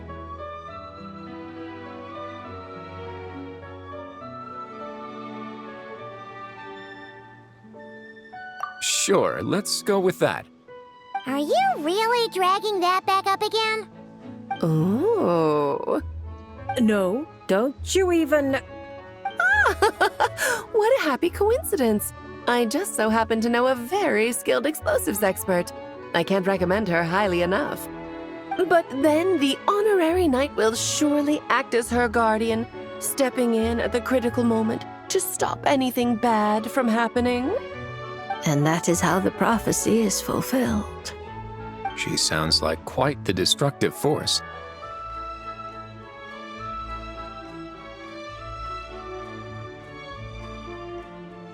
Huh? Are we talking about Klee? Risley probably doesn't know that Klee is Alice's daughter, right? Well, actually, I think you'll find her full title is Daughter of the Great Adventurer of the Realms, Dodo King, Defender of Old Mondstadt. We don't have time for all that. Fine. She's the most adorable child of Alice, the Dodo King, the veritable Spark Knight, Klee. Honestly, we really should go back to my original plan and throw a fabulous party for everyone, where I can introduce you all properly. That way, when Klee goes to Fontaine, she'll have plenty of new friends to drink tea with. That sounds like a wonderful plan. I'm looking forward to it already. After all, it's not like I can turn down a good pot of tea.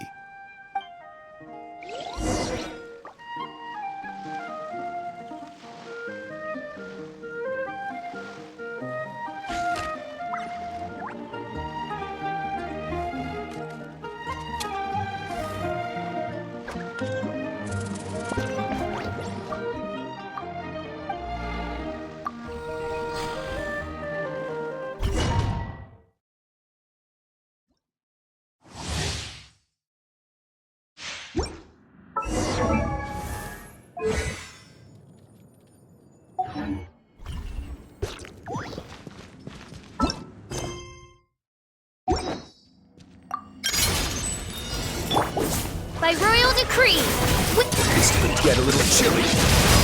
Let's begin.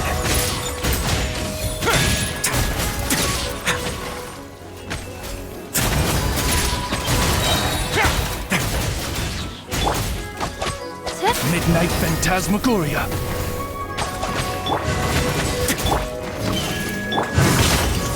Stay cool. Face your guilt.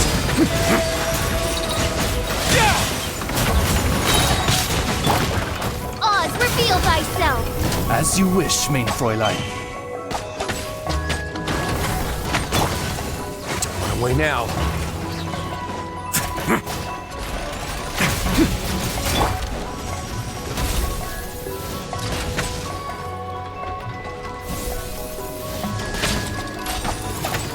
Have a safe trip. Not bad. By royal decree.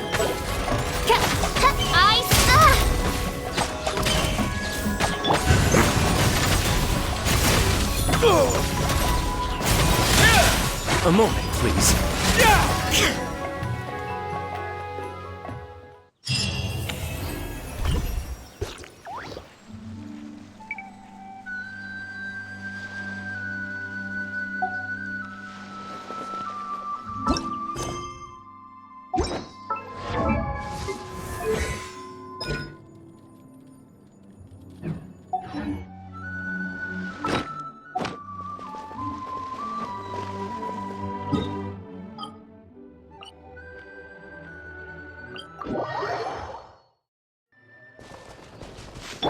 Grab the engines!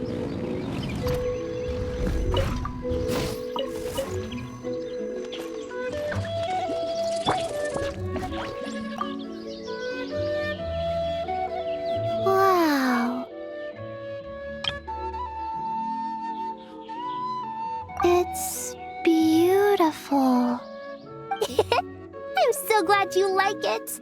When I saw this view before, I just knew I had to find a chance to bring you here to see it too. I like it a lot. But what's wrong? Did we have to walk too far to see it? No. Are you hungry then? Or thirsty? I've got coconut milk in my bag. Would you like some? It's not that.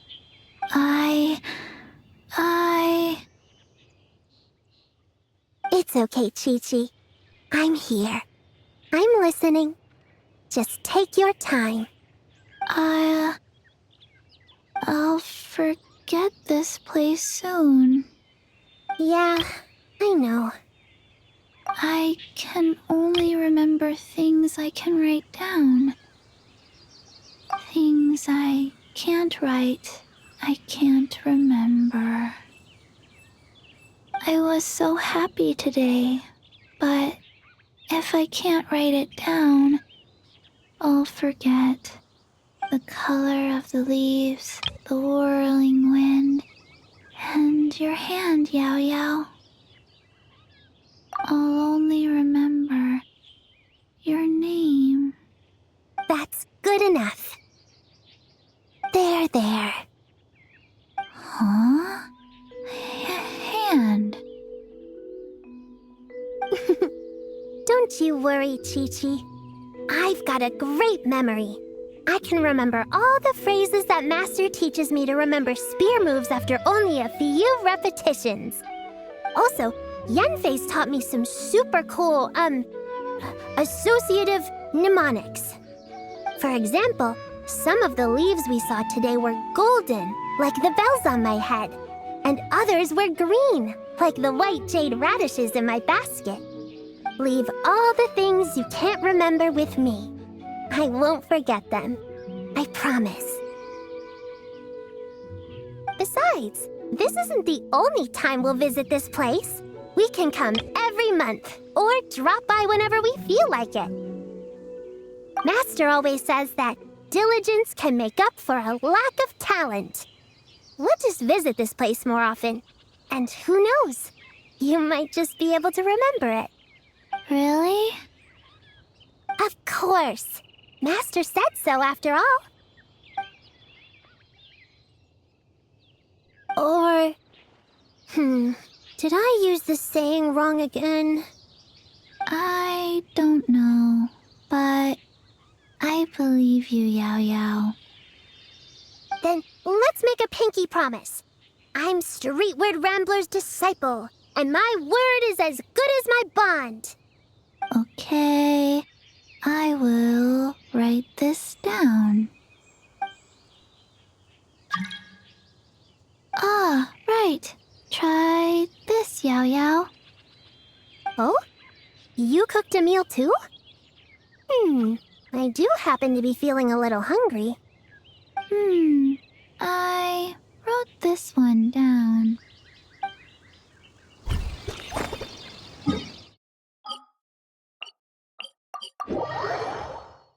Ah, it's raining? That's all right. We now. Quite the slippery bunch. But there's no such thing as a deed that leaves no trace. I seem to have run into a minor snag. They're a bit sharper than I anticipated. Not only do they have a whole pile of middlemen who don't even know each other, but their sales channels are all one way. It's time to find a new angle.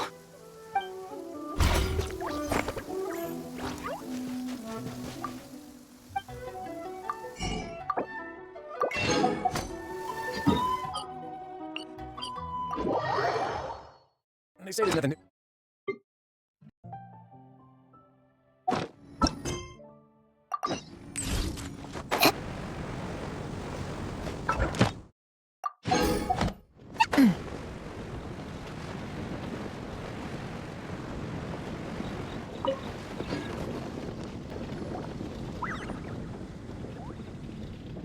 Jean! Hello, you two.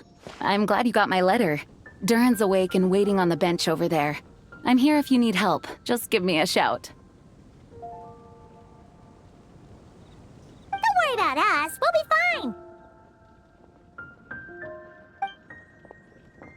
Oh, hey, you two. I just remembered what happened right before I passed out. Thanks for holding me back.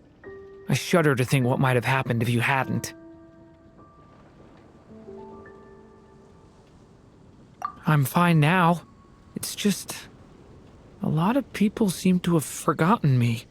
Don't worry. We'll figure out a way to fix this.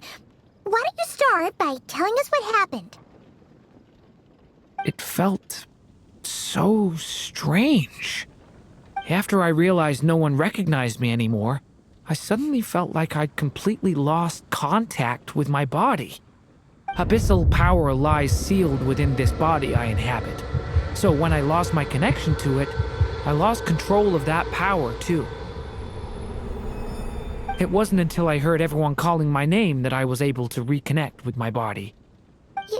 You lost contact with your body? Does that mean there's something wrong with it?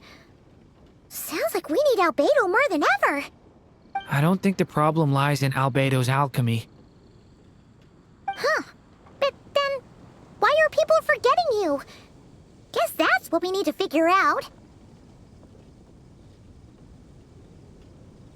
That means we need Alice for sure. But it's been ages and she still hasn't been in contact.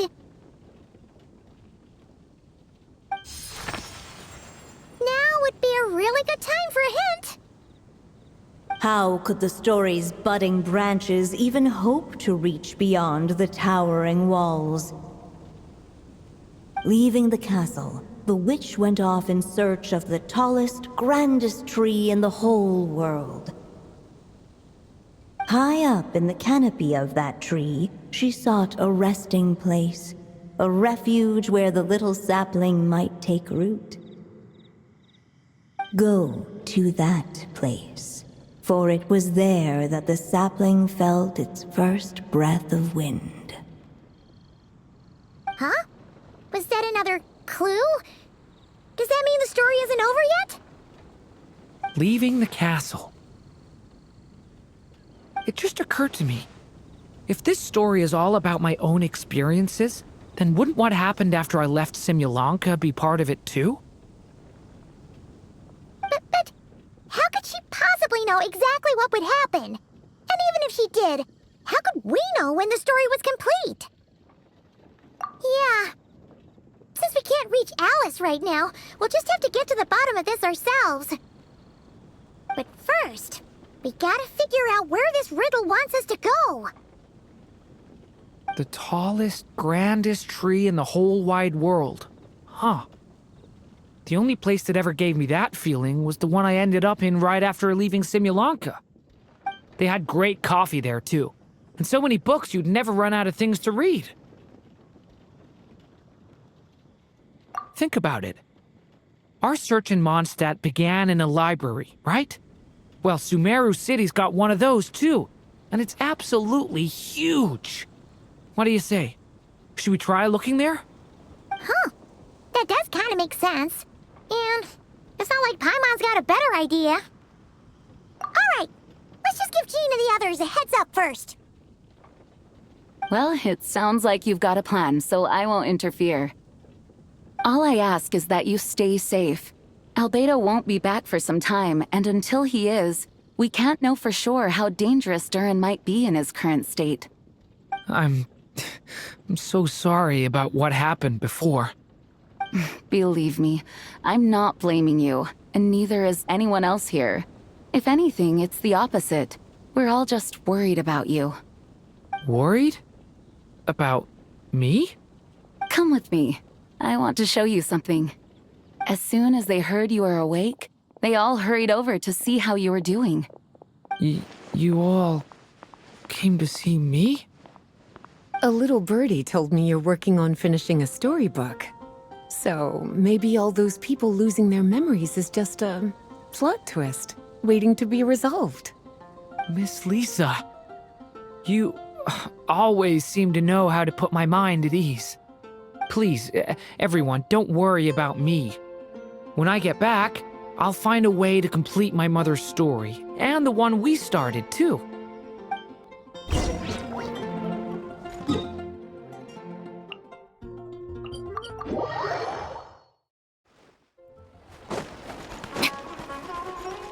Welcome to the Adventurers Guild, my lady. Is there something I can help you with?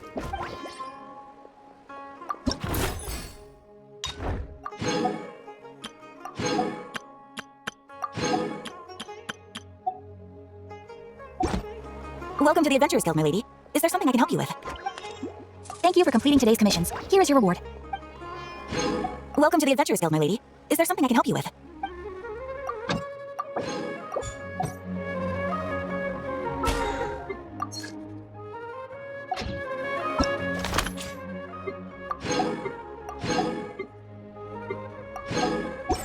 Called back to the Green Palace. How tiresome. Rev the engines!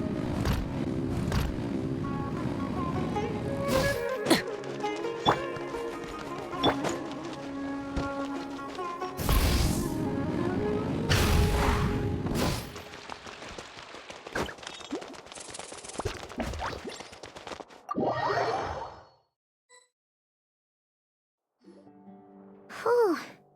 After the library hunt in Mondstadt, it's not as if Paimon was expecting this to be easy. But this... yeah... this is something else. Where do we even begin? Even the clue this time seemed kind of cryptic. Yeah. Guess the best we can do is stay on the lookout for more weird things going on.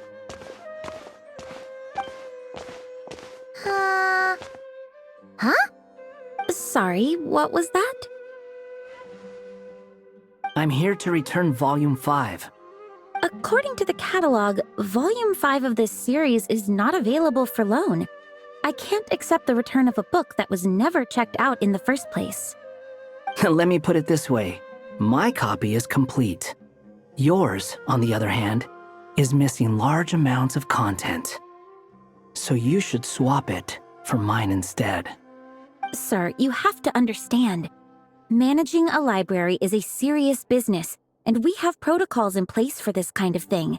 I can't just replace an important volume in our collection based on nothing more than your word. Hey! Look what the Wandering Tom dragged in! Oh, it's you. And, what is it you're doing here? I'm a traveling scholar, as you know. Isn't a library the most natural place for me to be? Well, the last time we saw you was all the way in Nodcry. Paimon just didn't expect to suddenly see you in Sumeru, that's all. There were some things I needed to come back and take care of. Some documents had gone missing, so I tracked them down, restored them to their original condition. And now, I'm here to return them. And considering what I'm planning to do next, it feels like a weight off my shoulders. What's going on with you, huh? You look like a kicked puppy. Hat guy. Ah, at least you haven't forgotten about me. What's that supposed to mean?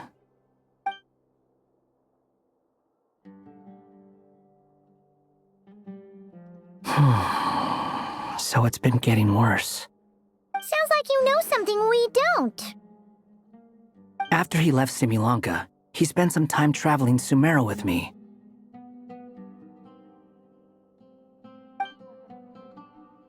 I was working on several texts at the time, and I stumbled upon something strange. Anytime Durin of Simulanka was mentioned, before long, the record would disappear. Which means, all the remaining records on Durin are about the evil dragon that fell on Dragonspine. How did you even discover that? If I remember correctly, Hat Guy loved the time he spent in Simulanka so much that he started writing a travel log. That's besides the point. The fact is, you're not affected by the ley lines of this world. I'm sure you can grasp the implications of what that means. His case is different from mine. It's more like the world itself refuses to accept his existence. It started with a few written records, but now it sounds like it's spread to people who never met him or didn't know him well. At this rate, the whole world might forget him altogether. The whole world? But that includes all my friends in Mondstadt, and even Hat Guy, too. So that's what you've been worried about all this time? Why didn't you just tell me? There are more important questions right now, like figuring out how to fix this. That mage clearly cared a lot about her child. She left that book behind for a reason. If you want answers, isn't that the place to find them? You think that didn't occur to us already? Problem is, we need to find the memory that unlocks the next chapter first. Mind if I take a look? I just want to know what secrets this book is hiding. Besides, I've run into a bit of red tape, so I've got time. Of course. Be my guest.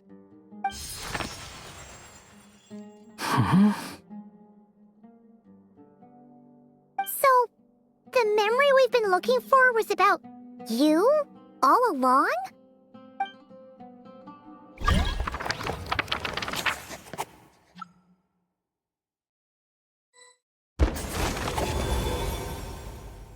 The little dragon became companions with a stray cat with dark blue fur. It was a friendship born of all they had in common. He left his castle at the stray's invitation, setting out to explore the world beyond its walls. There, he grew fond of the outside world, eager to make friends and share the story of his life. Taken by the dragon's story, the stray tried to write it down.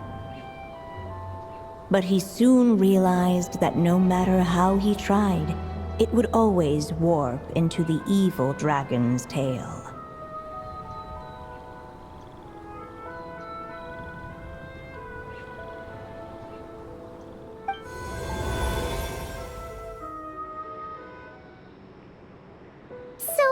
This is the world where this chapter takes place? Looks like we're at the top of some kind of gigantic tree. This one must be about what happened to me when I first arrived in Tevat. No wonder the memory that unlocked it was about Hat Guy. Most of my memories from that period were. Hold on. Anyone want to explain how I ended up looking like this? Maybe you've become a character in the story too. You see me as a stray cat? A wandering Tom, to be exact. You should count yourself lucky. Of all Durin's friends, your character is by far the most memorable. Maybe it's because I've known Hat Guy for longer, so my impression of him is more vivid than the others. Vivid? Then how come you haven't changed one bit? Guess that means the impression the Traveler left was so vivid, it didn't need changing.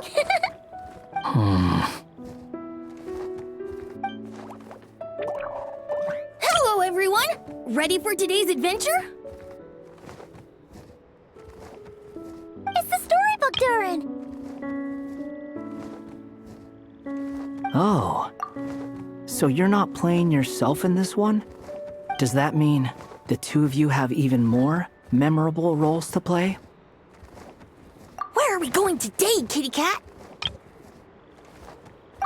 Whatever. Just follow me. Same as always. Okie dokie! Can we chat along the way? If you have something to say, just say it. Was that seriously how the two of you communicated when you first got here? Yep. Anyway, how do we get ourselves out of here? Usually, the narrator gives hints to help us figure out what to do. Speaking of which, about time we got some of those, don't you think? The story's vines had woven themselves together into a giant tree, the boughs of which a little storyless dragon now paced, homeless among its leaves. He had to find a way to leave this place and set off in search of a home of his own. If he stayed, the world would erase him from its memory altogether. To leave this place? But where am I supposed to go? The little dragon felt completely lost. Just like the vines, the road ahead branched off into different directions, twisting and turning before disappearing into the mist. But as luck would have it, a prophetess waited up ahead. Perhaps she might know where each path might take him.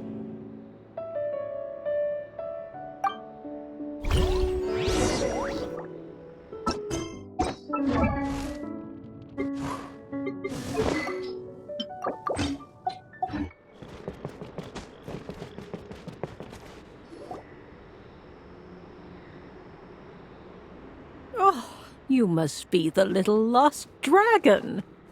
It's true. My friends and I are lost. This meeting was no accident. The prophetess was in fact the seer witch, here to present her promised gift. The seer witch? Oh yeah! That's Mona's teacher, right? The old hag? Insolent child. I am the seer witch, your prophetess, not some old hag. Sorry! Now, little lost dragon, I have come to bestow the gift I once promised. A prophecy. A prophecy? Hear me now, for my prophecy is this. One day, the dragon from beyond the castle shall be reborn, and none may avert its coming. The wind took the prophecy and swept it off into the distance. And so, the little dragon was shown a path to wander. As far as I remember, once that alchemist from Mondstadt learned about the prophecy, he chose to stand with you against the evil dragon. So, what does any of this have to do with you being forgotten? Oh, wise witch of prophecy. Could we trouble you with another question? As enigmatic as she was elegant, the seer witch spoke no more, for her thoughts had long since returned to the starry firmament above. Just when we actually needed her. The seer witch was my mother's friend, so the prophecy she just gave should turn out to be helpful. Well, it's not like we've got better options. But, if all we need to do is leave this place, which path should we take? Why don't we take a look around?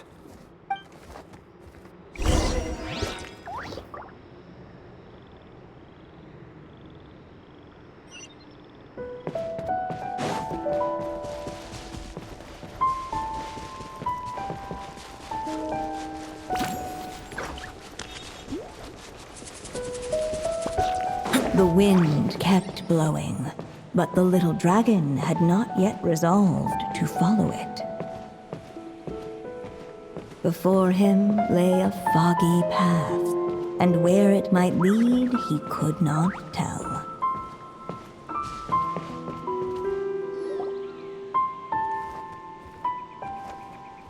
If we go this way, we'll be heading back to Mondstadt, just like we planned.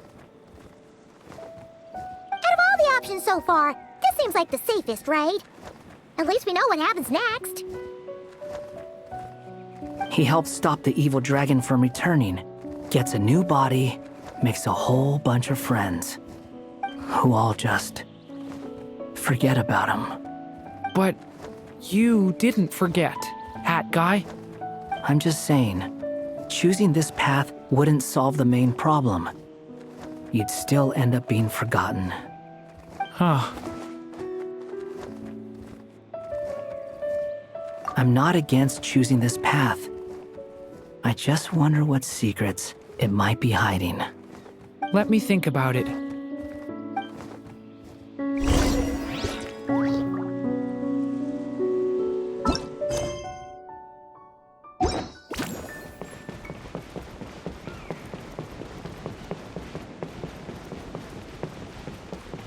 I still think you should keep going, little dragon. If you leave the castle, you can accomplish something amazing and make a bunch of friends along the way. Really? Then let's go! Unable to preserve his story, the little dragon wandered astray. Fortunately for him, a certain prophetess had left behind a prophecy to guide him. The wind took the prophecy and swept it off into the distance, and so the little dragon was shown a path to wander. Following the wind's guidance, the little dragon made his escape.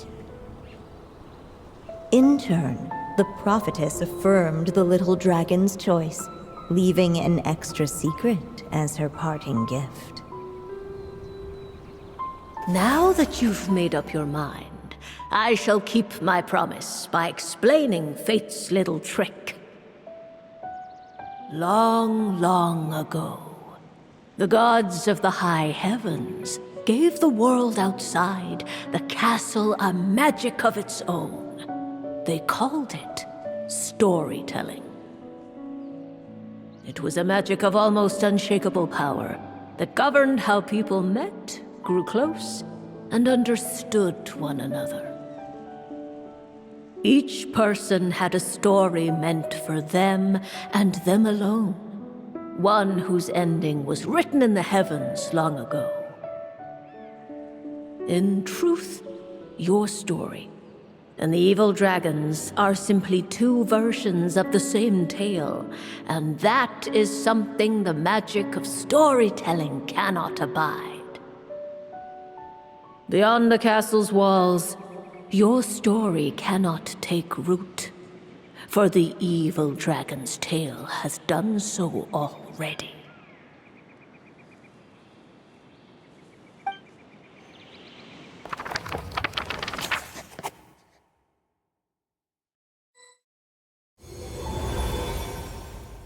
So, that was the secret?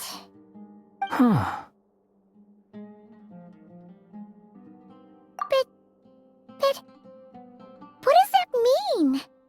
You still don't get it? Simulanka-Durin and Tevat-Durin share a special kind of connection.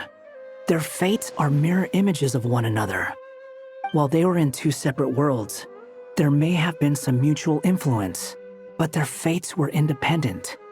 But when Simulanka-Durin came to Tevat, a version of his fate already existed there. So, how can two fates exist at the same time? The answer is, they can't. The rules of this world don't allow it. You can't return a book you never checked out in the first place. So, what's Durin supposed to do? Those mages seem to have come up with quite the ingenious solution.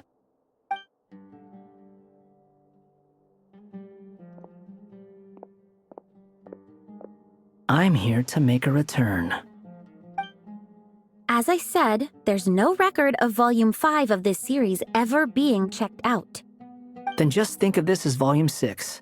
Based on what I know, the author was planning on publishing another volume anyway.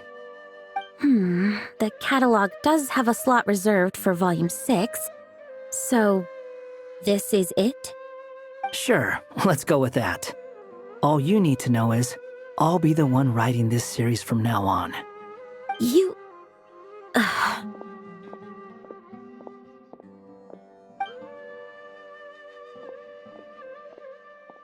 are you up to this time?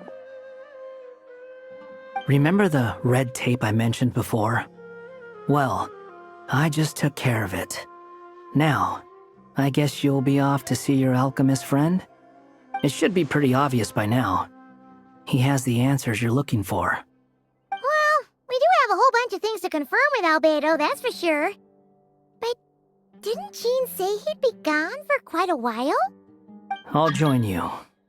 Just let me know when it's time to go. Hat guy? Don't sound so surprised. I'm part of this story too, aren't I? I'm just playing my role. Well, yeah. But it's not that. I just feel like you want to help, but something's holding you back. When I first realized you were being forgotten by the world, I thought it might be because you spent too much time with me. I even thought cutting our ties might be the only way to fix it. Why would you think that?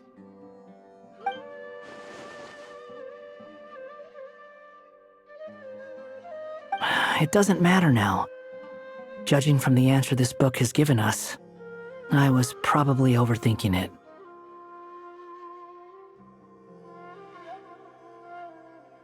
Just as well, with the ley lines rejecting him like this, the people who still remember him are his only remaining connection to this place. If that last fragile tie was broken, who can say what devastation his unbound body might unleash? And to think I'm one of the people keeping you here, instrumental in helping change your fate. Can't say I saw it coming. Well, if it's good enough for Hat Guy, it's good enough for me. After all, he is about as odd as humans get. Excuse me? With some people, even if you try asking a simple question, they'll always give you a complicated answer. And the more you ask, the more complicated it gets. Truth is, Hat Guy's just that kind of guy. Whatever. All I needed was a yes or no, so we can quit it with all the back and forth.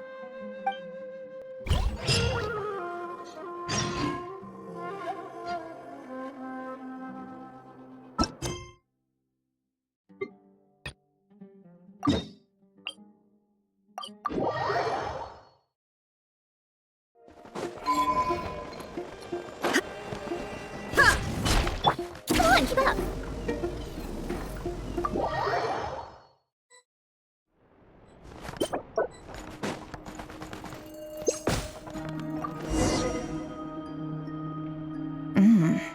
Delicious tea and delectable snacks. Thank you for your hospitality, Miss Sandrone. I'm glad you like it. I also brought some snacks for Ashru. Isn't that right, Ashru? Come here. There's a good kitty. I hope your warm feelings for Nodcry and the Curatorium of Secrets will prove beneficial to our future cooperation. I hope so too. Here, Ashru, try one of these. Also, regarding that matter I inquired about before, Your little paws are so soft. Miss Sandrone, don't tell me you use this tea party as a pretext to come here and dote on my cat. Huh? Me? I would never! I take my dealings with the Curatorium of Secrets very seriously. Ashru, come here. Aww.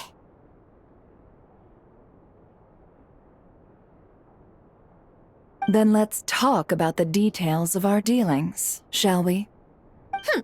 So what if I wanted to pet Ashru? Who wouldn't? Small animals are usually wary of machines. It took a lot of work to get Ashru to trust me when I was here working on a numerological array. What's so wrong with me wanting to give him a belly rubber, too? No need to get so defensive. Go on, Ashru. It's not like it's my place to tell you who you can or can't rub up against. But once you're done petting him, don't forget we have business to discuss. Like I told you, I take our dealings very seriously.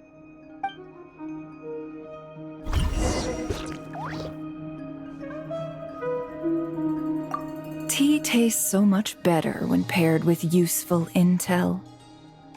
Oh, take care. And remember to drop by whenever you're free.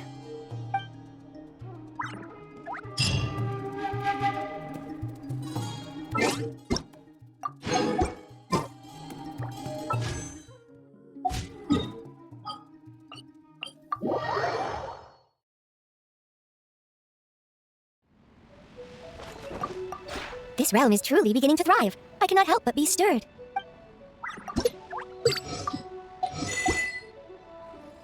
If you ever have any questions about the realm within, you may ask me.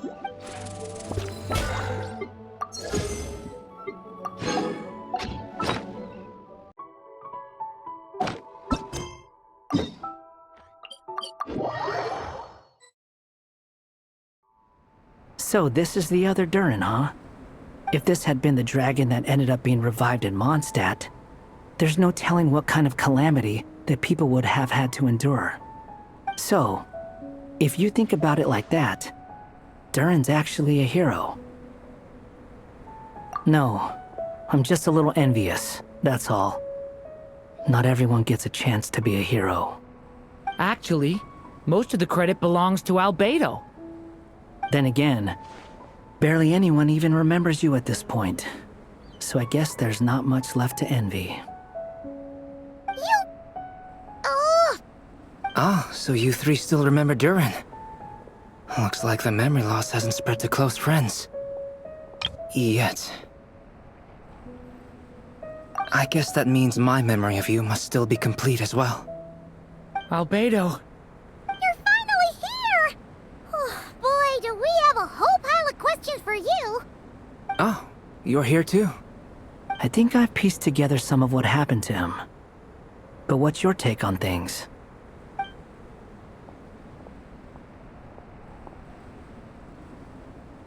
Master Jean filled me in on what happened, and I've got a few theories. But let's get on the same page first.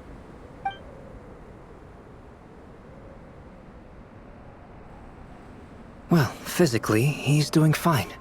His body is holding the abyssal power at bay. And there's nothing whatsoever to indicate any risk of collapse. So, from an alchemy point of view, there's nothing wrong with him? The issue isn't so much that the abyssal power within him has gotten out of control. It's that the connection between his will and body is fading. If he ends up losing his conscious will, his body will fall back on its biological instincts. And that's when the abyssal power within it will take over. This book mentioned a witches' gathering. It seems like quite a few of these witches got themselves involved in Durin's case. Which brings me to my theory. Bringing Fairy Tale Durin into this world to replace the Durin on Dragonspine means using one Durin's fate to overwrite the others. But the power of alchemy alone would not be enough to pull off such a feat. It would have required the combined use of Miss Barbeloff's astrology, my teacher's alchemy, and Aunt Alice's magic. After learning of Miss Barbeloff's prophecy, Durin and I finally came up with a way to settle the Dragonspine Durin problem for good. And I took care of the alchemy side of things, which, looking back on it, seems to have been a part of their plan all along. So now, there's only one thing missing. As for the fate theory our friend in the hat just mentioned, I still can't figure out how any kind of magic could possibly influence the fate of Tevat. But I'm certain that the answer lies within this book. So, the reason Alice had us complete this book was to make that magic possible? A form of magic powerful enough to rewrite fate itself.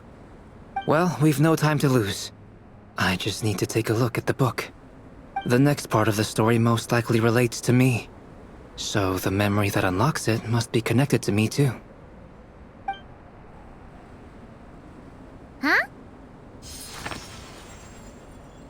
The giant tree was home to a broken branch, the shape of its splintered arm aligning perfectly with the branch that had burst forth from the castle walls. join yourself to that broken bough, for there you may take root at last, and henceforth bask in the sun and rain of the world beyond the castle. But first, fetch the stickiest clay and let it bind the scar of the break. I see.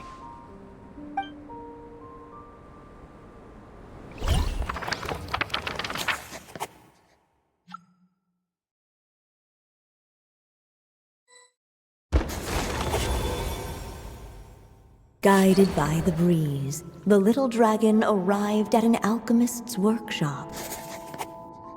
There he was greeted by a clay figure, a child molded by the sage witch's hands. Though gentle in appearance, he had inherited his mother's cold, sharp wisdom. And he was determined to avert the calamity the evil dragon would bring, and so was his helper, none other than the little dragon himself.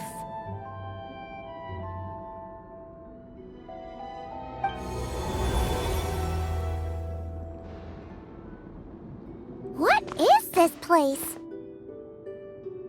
It looks like it's modeled after an alchemist's workshop. Or rather, a cliched stereotype of one. Albedo? Hold on. Why do I look like this? Oh, yeah! We forgot to tell you. Basically, the characters in the story are reflections of how Durin sees them.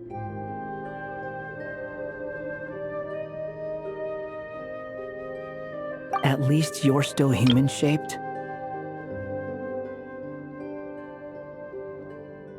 Well, since Cat Guy has taken on a different appearance too, that must mean the two of us are both characters in the story. But you, Paimon, and Durin haven't changed at all. You must be special figures in some way. I'd like to know more about that too. But seeing as none of them can explain it, let's just concentrate on moving the plot forward.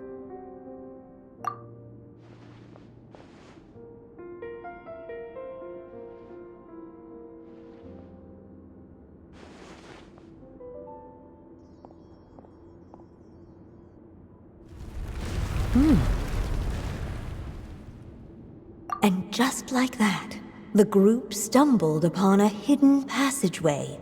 Intricately crafted, it seemed to lead them towards another exciting chapter of the tale. Come on! What are we waiting for? Next chapter, here we come! Ouch! But this was a chapter that had not yet been written. Ahead of them was a storyless void, and they could go no further. What? Then what's the point of having a path here? Sounds like a pretty bad habit for a writer.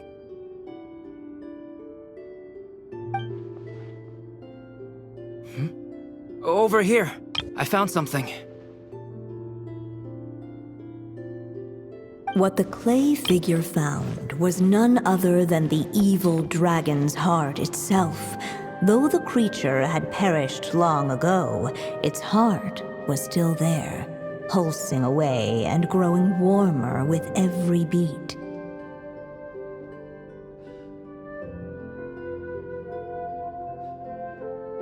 And the clay alchemist knew what it meant. That the evil dragon would return one day, just as the prophecy had foretold. Yet, guided by his mother's wisdom, he foresaw another fate. If only the alchemist could bestow this heart upon the little dragon, he might be reborn in the evil dragon's stead. Only then would the evil dragon's heart grow still, and the little one inherit its tale.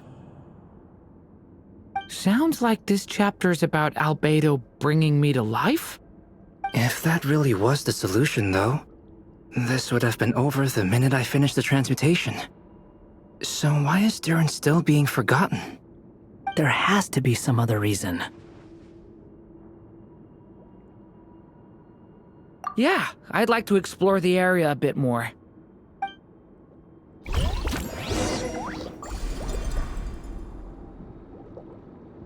Unless the little dragon kept moving, eventually he would be forgotten.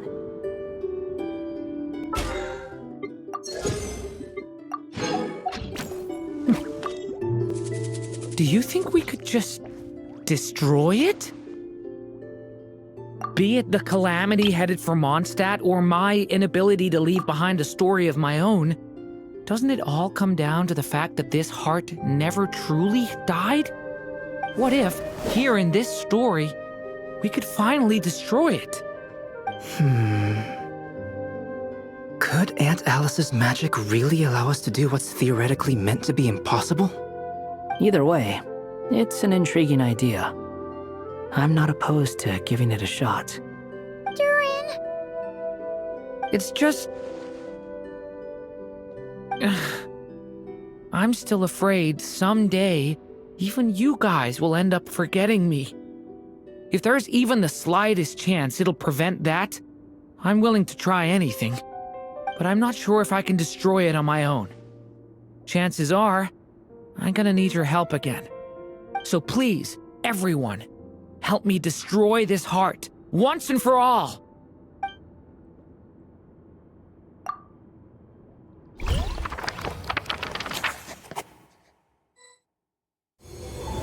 With the help of his friends, the little dragon destroyed the evil dragon's heart, using up every last ounce of his strength. In his eyes, this would ensure that his story and his alone remained in the world beyond the castle's walls.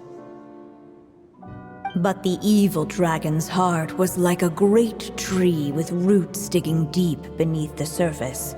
Cutting off the branches did not kill it.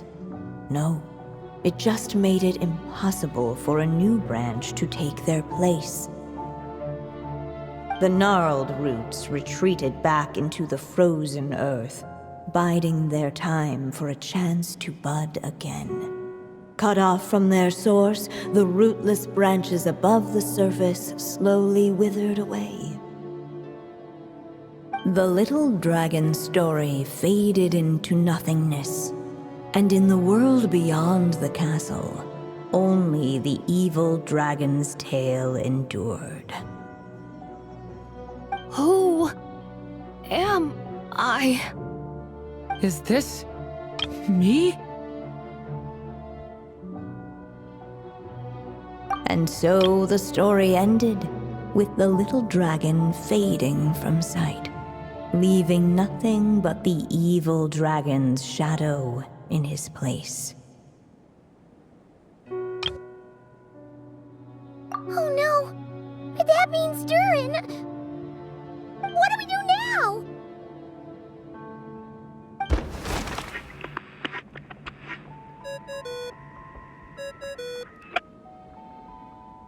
Hello, children. If you're hearing this recording, it's because you've reached a certain ending. You may have noticed that little Durin's experiences have been written into the pages of this book.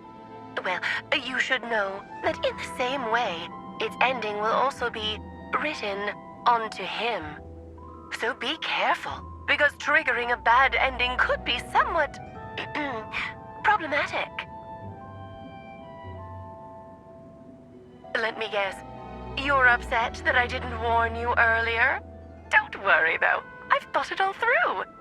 I built a very special feature into this book, just for you, the witnesses of this tale. So, go ahead, see if you can turn back the pages. If you're not happy with the ending you've reached, just flip back a few pages and let the tale unfold once more. Pretty incredible, huh?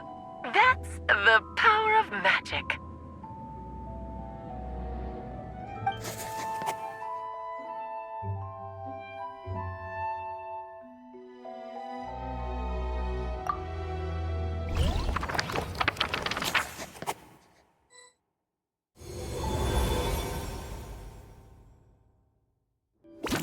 Unless the little dragon kept moving, eventually he would be forgotten.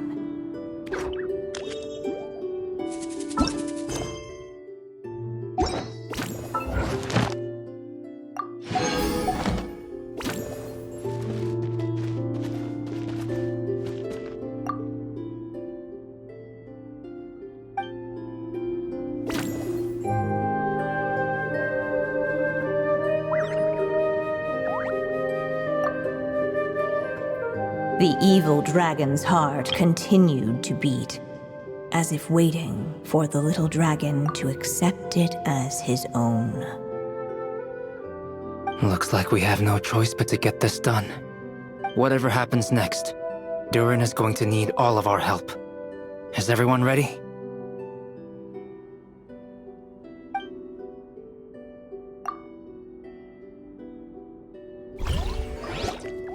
The little dragon and his companions blank. Blank again. Huh? What's going on? Are we running out of ink? Once the ink runs out, is that the end of the story? I had a feeling this would happen. What's happening to the others? Now that the story's ink was spent, all that lay ahead were blank pages.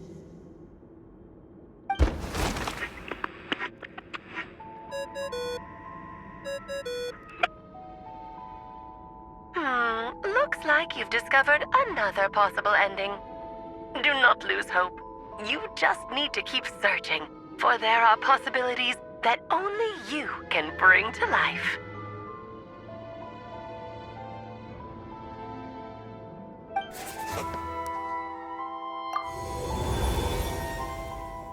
But didn't we already try all the options?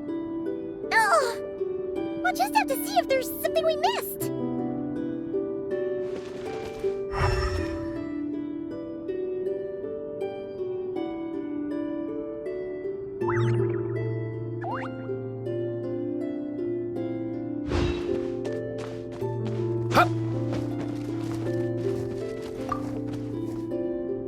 There you are. Oh, hello there. Hey, it's Minnie Durin again. What are you doing holed up in here? I was worried I'd scare everyone off, so I've been hiding out here all this time. You must be really nervous, huh? I guess I am a little nervous, but I'm also excited. I'm gonna get to stop the evil dragon and even become a human. It's all thanks to that clay man. He's the one who talked me into it. And once I'm a human, I'll be able to make loads of friends and do tons of important things. You'll make lots of friends, that's for sure. And go on many unforgettable adventures. I'm so glad to hear it.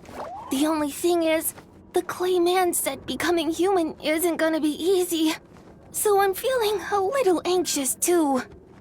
He's right about that.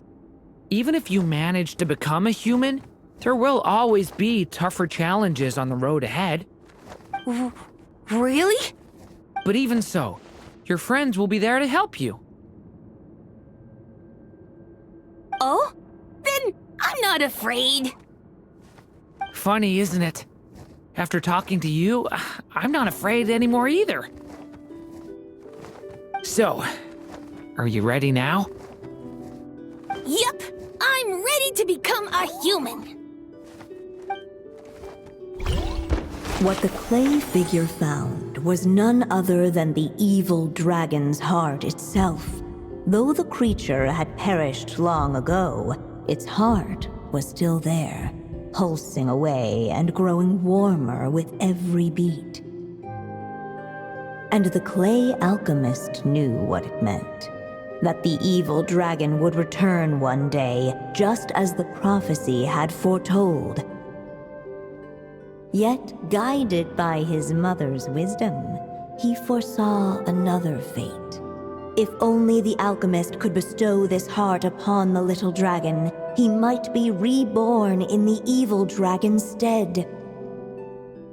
Only then would the evil dragon's heart grow still, and the little one inherit its tale. At last, the little dragon accepted the evil dragon's heart, and a new life came into being. The evil dragon's heart beat in his chest, and the little dragon's soul guided him forward. Thus did the prophecy hold true, even as fate had been rewritten, and so was the little dragon born anew.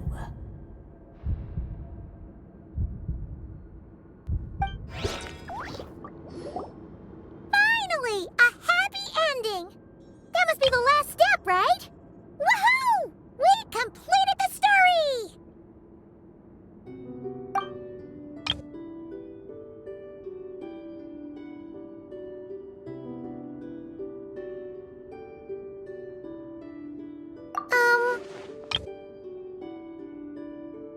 Born anew, the little dragon set off once more, his story far from over. Huh? So, that wasn't the end? What comes next might be the most crucial part of all. The real last step. If fate really is as devious as they say, then I say, show us what you've got. Wow! You're all so serious all of a sudden.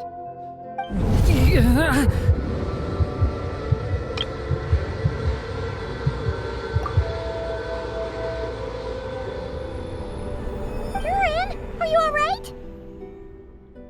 The evil dragon's heart was now one with the little dragon, yet the dark power within it still lingered. Would the little dragon dare to hold this power back, or would he simply give in? Hey! What kind of question is that? Of course he's gonna control it! What choice does he have? Time is running out. So, will the little dragon dare to hold this power back? Or will he simply give in? What's up with the narrator?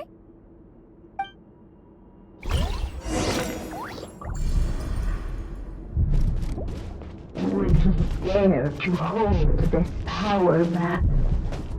Or would he simply give in?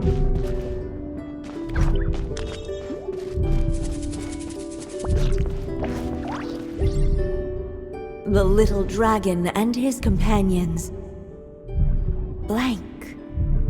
Blank again. Huh? What's going on? Are we running out of ink? Once the ink runs out, is that the end of the story? I had a feeling this would happen. What's happening to the others? Now that the story's ink was spent, all that lay ahead were blank pages.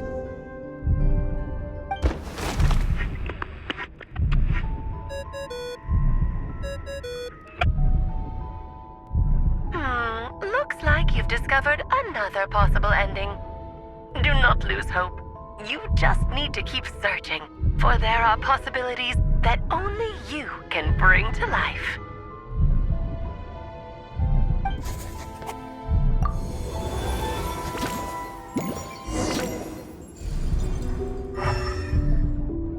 Would he dare to hold this power back?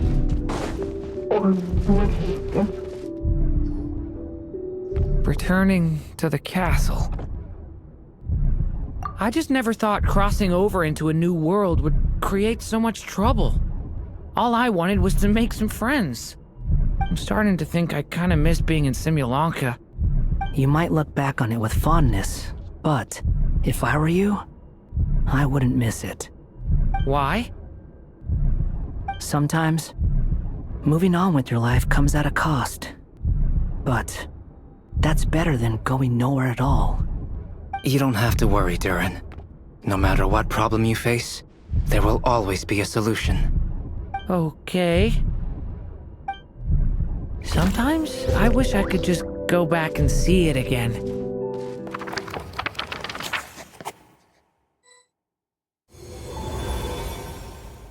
As the little dragon slipped back inside the castle's walls, the clamor of the outside world fell away. There was no danger here, no problems for the little dragon to resolve. As soon as his mother finished her story, it was time for the child to drift off into the world of dreams. And so the story ended, with the little dragon fast asleep in his castle, just like he had never even hatched. What's going on? I feel so weak. Hey, what's happening? Durin, wake up! But this can't be how it ends.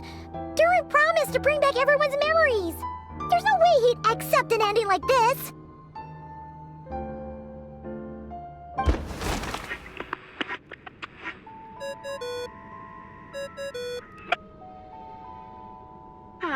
Looks like you've discovered another possible ending. Do not lose hope. You just need to keep searching, for there are possibilities that only you can bring to life.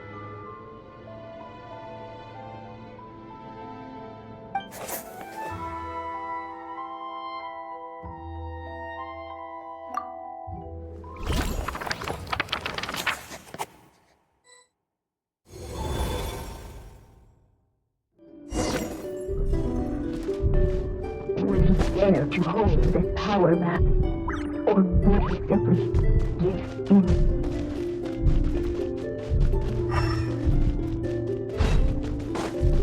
Ahead of them was a storyless void, and they could go no further. Would he dare to hold this power map, or would he simply give in?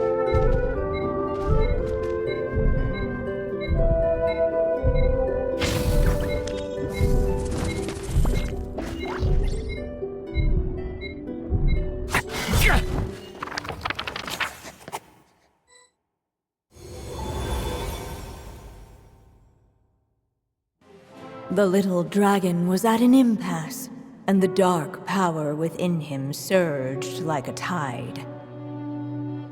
Unchecked, the darkness engulfed everything around it, including the little dragon's soul.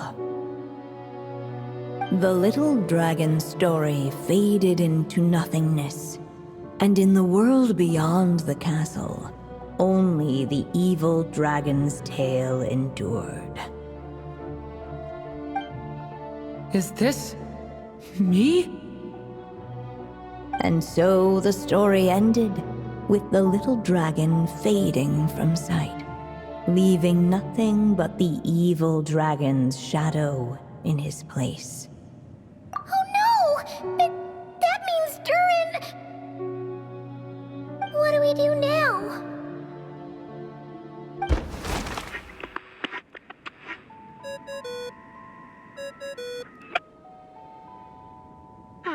Looks like you've discovered another possible ending. Do not lose hope. You just need to keep searching, for there are possibilities that only you can bring to life.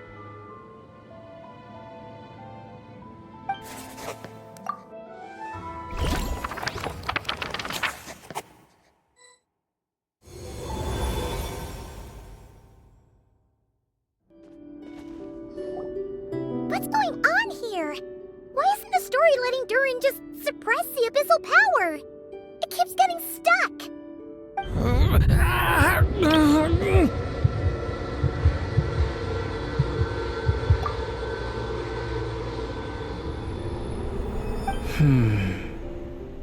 It seems the act of suppressing the power counts as an event in the story. In other words, we would need ink to write it in. So, what now? Do we use just too much earlier? How are we supposed to write a happy ending with only this much left?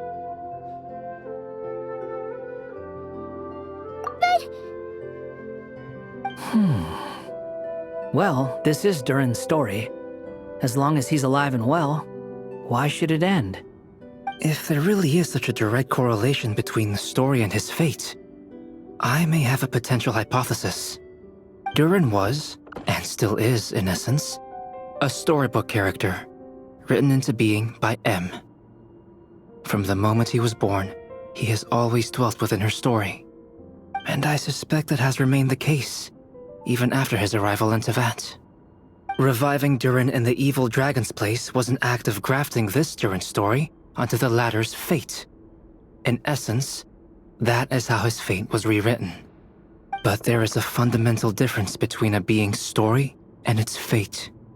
As Miss Barbeloth reminded us, the fate of every living being in Tevat has been woven into the fabric of time.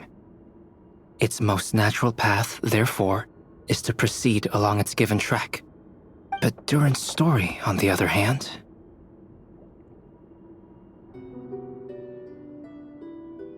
As Durin's connection to this world wore thin, not only have people started to forget him, he started to lose control of the abyssal power within. In other words, his story can't continue, because the author's ink is drying up. That's what it seems like to me. It would seem the little dragon had made a group of fine friends indeed. Save it. The question is, are you here to help him, or stand in his way? This is as far as the story can go. What path will you choose? I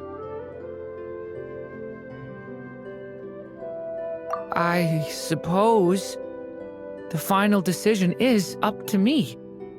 It's hard to believe I never actually left my mother's story. If that's true, I'd like to go there and see for myself. By there, I take it you mean the blank pages of the unwritten chapter ahead?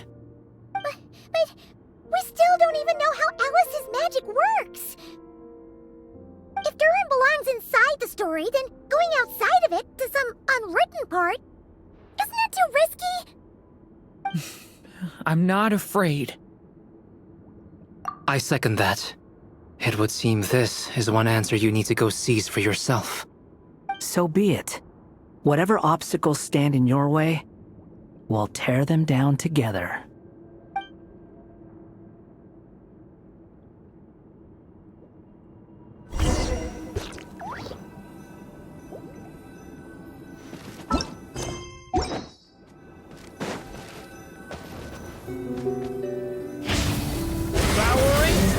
That invisible wall.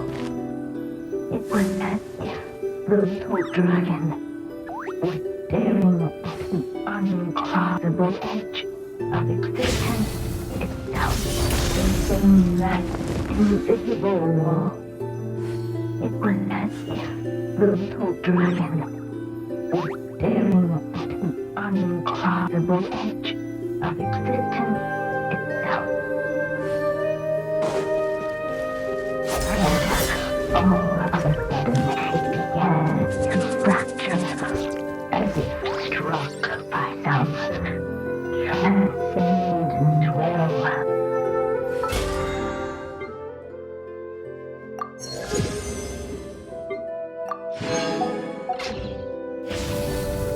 Thunder!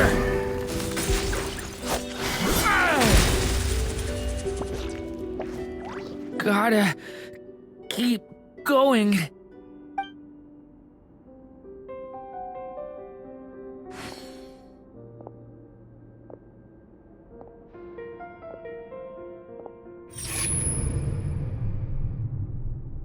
Ahead lies only a storyless light. My consciousness is slipping away. Keep going, Durin. A pure soul is your essence, not an empty void. I feel so weak. Stand tall, Durin. You are not some amorphous idea. The body I made for you is flesh and bone. Am I truly alive? Yes, Durin, but you must keep going. You're as alive and real as I am.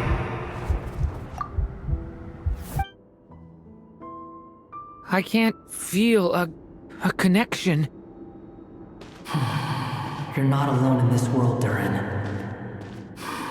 At the very least, you have me.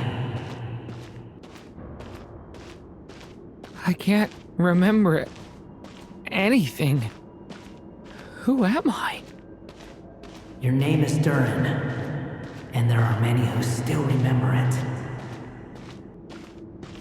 My name is Durin. You're taking too long. Come on, Durin, run! In this world, fate waits for no one. Wait! Where am I meant to go? What am I supposed to do? Go. Make your wish come true, Durin. My wish?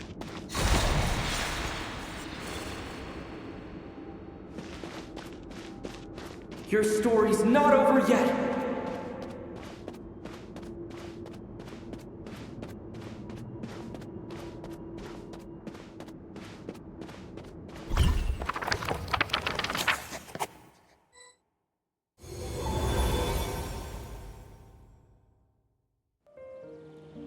Silence, huh?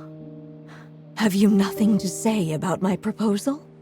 Let me get this straight.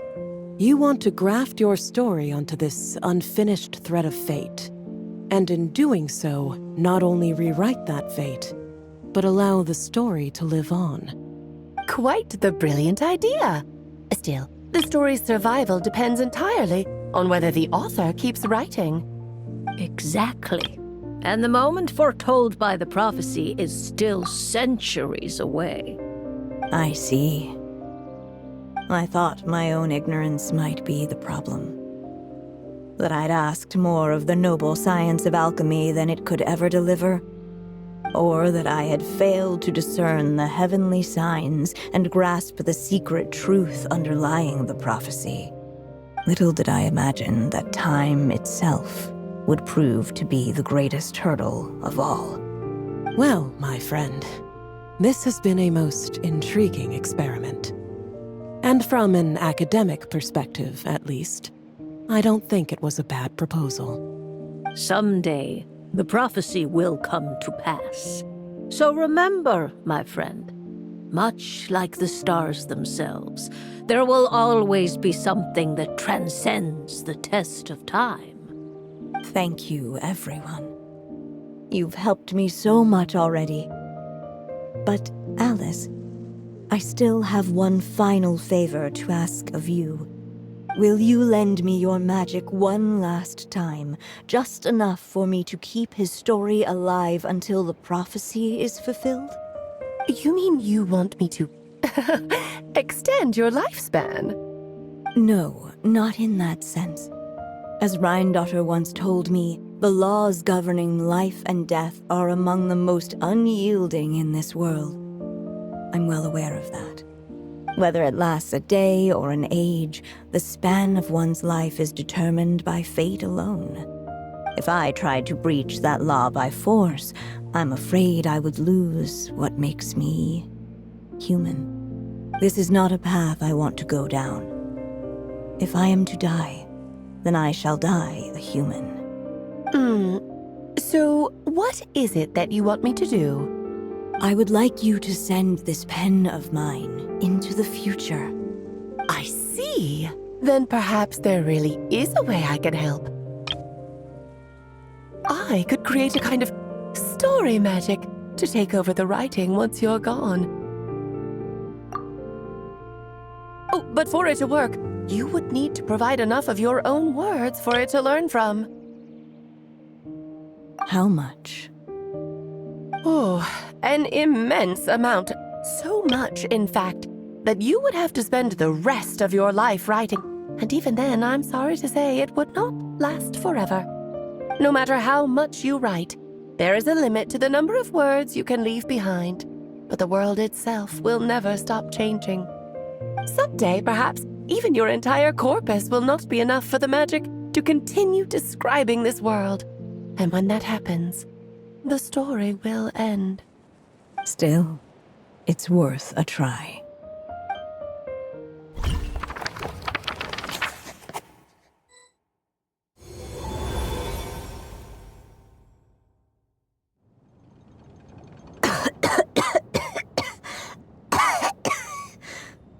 Oh, my dear Anya.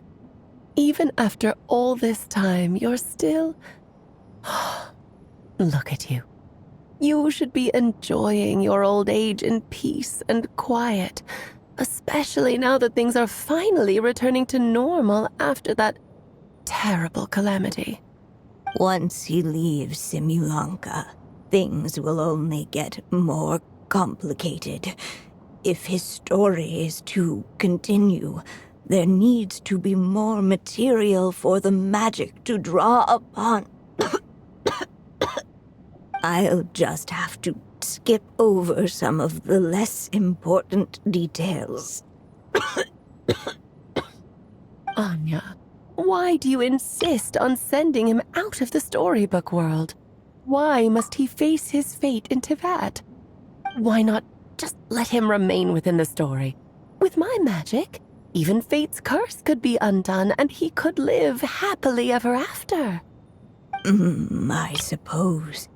In fairy tales, all it takes is a heartfelt wish. And even a wooden puppet can turn himself into a real boy and live happily ever after. That's just how fairy tales end, isn't it? But have you ever wondered what happens to the main character after the ever after? Tell me, Alice, in your eyes, what would be a writer's greatest regret?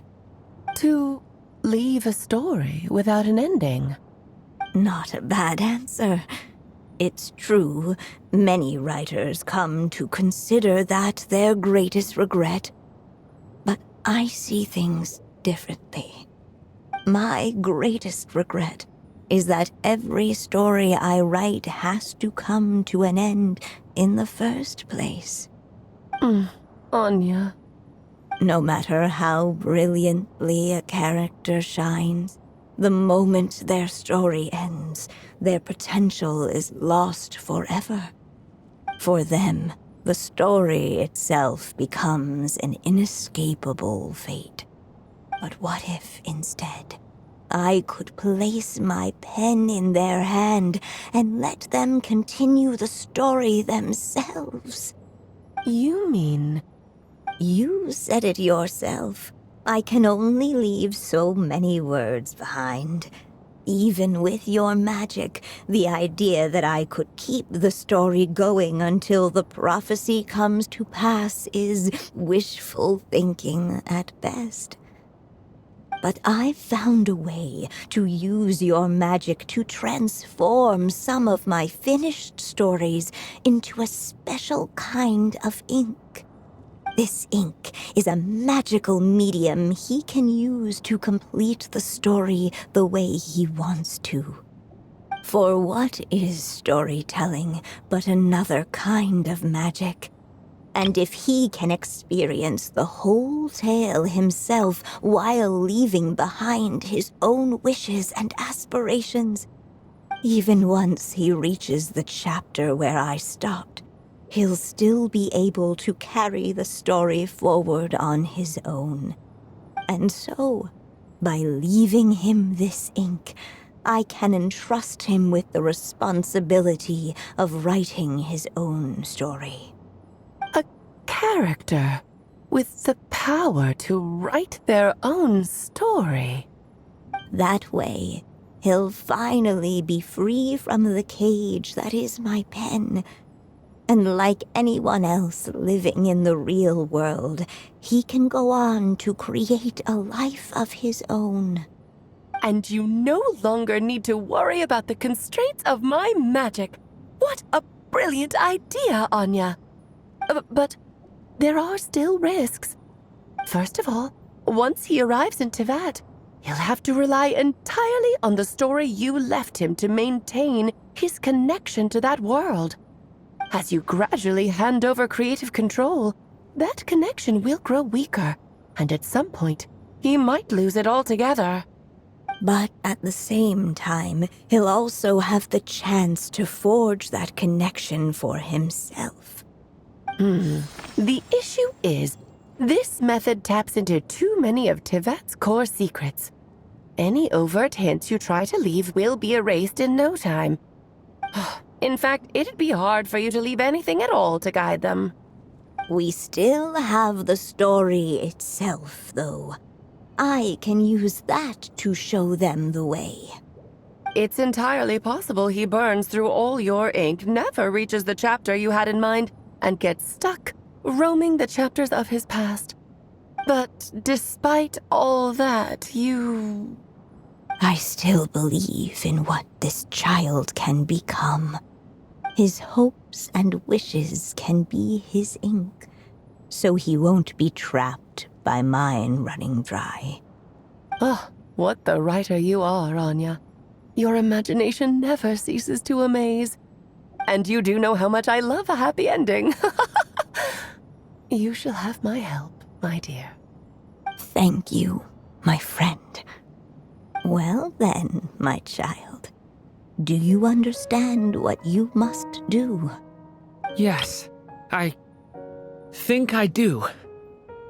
It's my turn to keep this story alive. Then what's holding you back?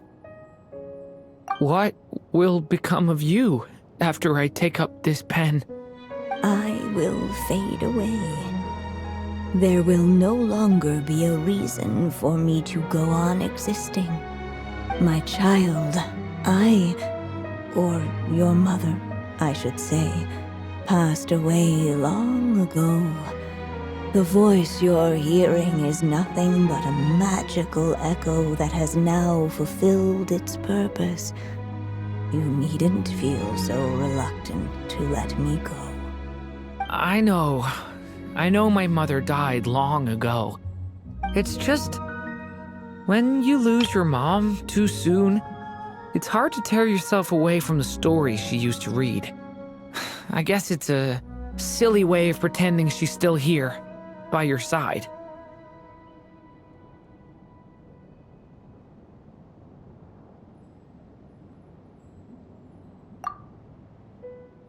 Durin. But after coming to this world and traveling it with my friends, facing all kinds of enemies together, I suddenly realized I couldn't just sit around listening to my mother's stories because I'd found a new purpose in life. Maybe this is just what growing up feels like. With all my new friends waiting, it's time I finally set aside my mother's storybook. I'm ready to grow up now, Mom.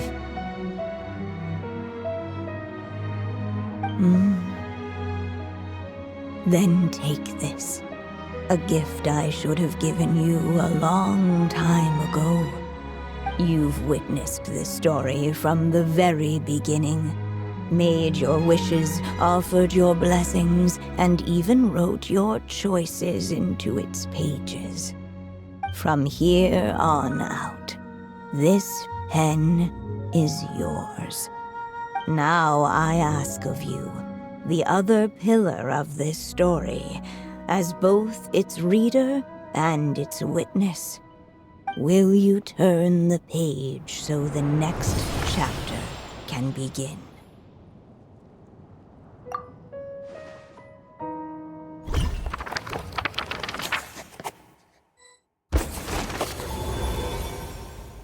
Suddenly, and without warning, the powers of darkness struck. The question was, could the little dragon prevail? Alas, It was here that the story witch's tale had to end. But Durin's tale, on the other hand, had only just begun. Stepping into his mother's memories, he picked up her pen. And so the story that was ending began anew. He had made up his mind to challenge the fate that barred the way ahead.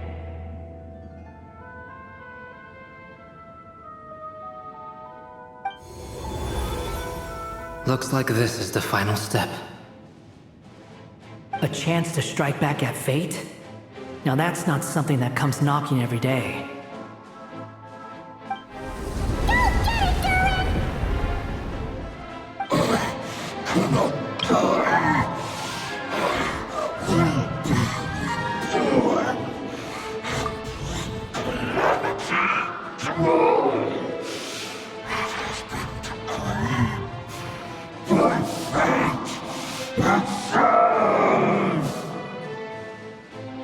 No, that fate no longer defines me. In the end, only my story shall endure.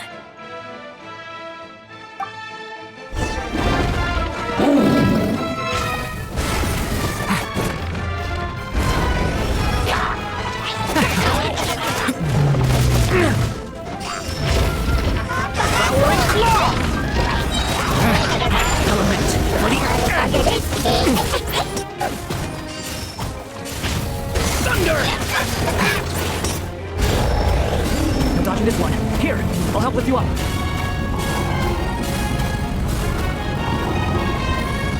Get back!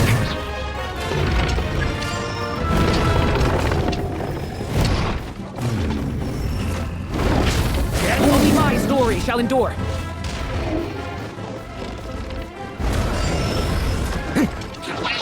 Stay away from me!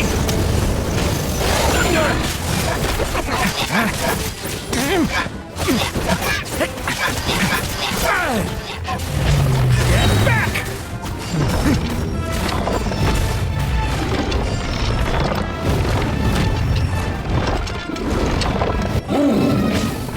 Devouring claw!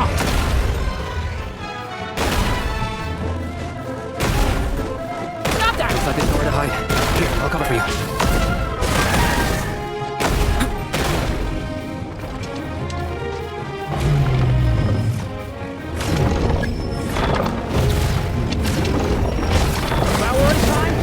Prevails.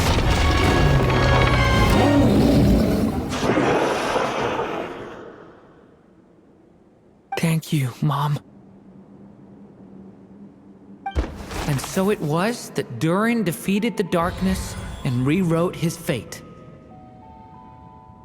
But his story is far from over.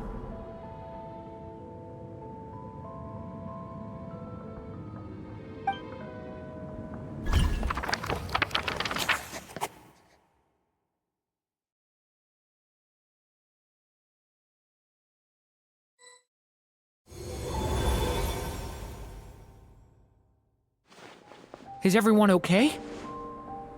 We're fine, thanks. And hey, we all saw how you fought back there. That was awesome!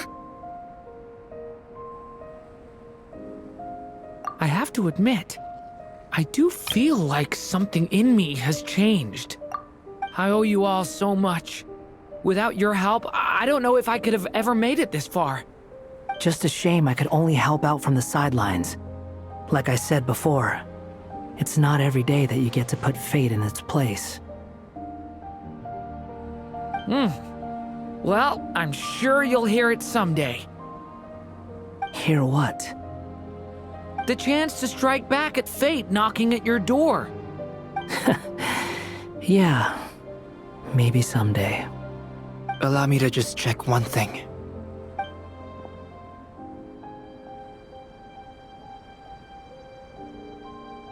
Yes. The abyssal power within you has stabilized again. And those strange symptoms you were experiencing seem to have completely disappeared. Oh, thank goodness!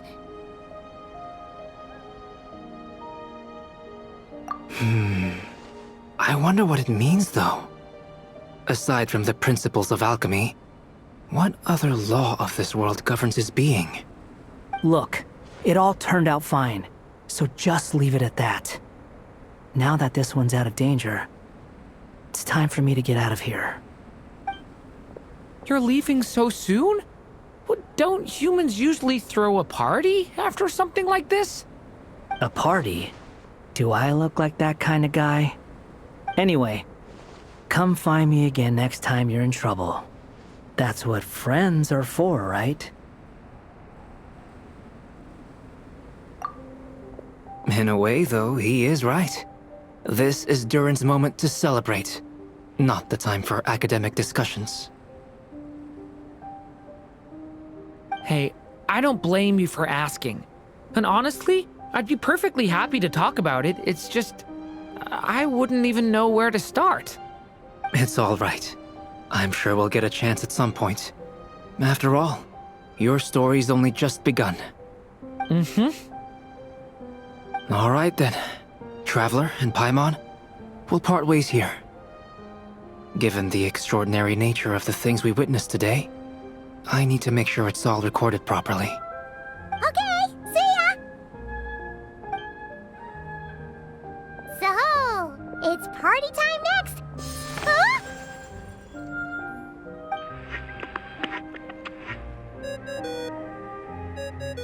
Congratulations on completing your mission. Now then, as per our agreement, it's about time you returned that book. She must have known the moment we finished! Just like she said she would! I've heard dressing appropriately is a must for socializing.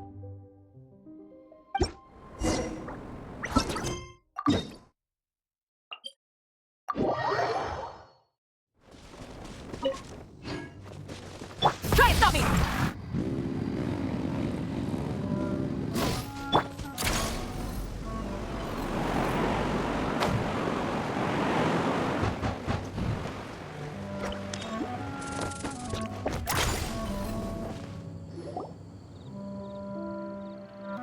Oh, my writer and witness. It's been quite the journey, hasn't it? You had special plans for the Traveler from the start, didn't you? But of course, that goes without saying. For a story to live on, it needs both a writer and a reader. Only then can my magic take effect. I chose the Traveler as the witness because of the special nature of who he is. It's not easy finding someone with that kind of background, you know. For a moment, I even considered taking the role myself. At least it made for an interesting story, right? Huh? What are you doing here, tone-deaf bard? With the Hexenzirkel carrying out such a risky experiment in Mondstadt, it didn't cross your minds that the Animo Archon might be slightly curious? Sorry for the trouble, Lord Barbados. Think nothing of it.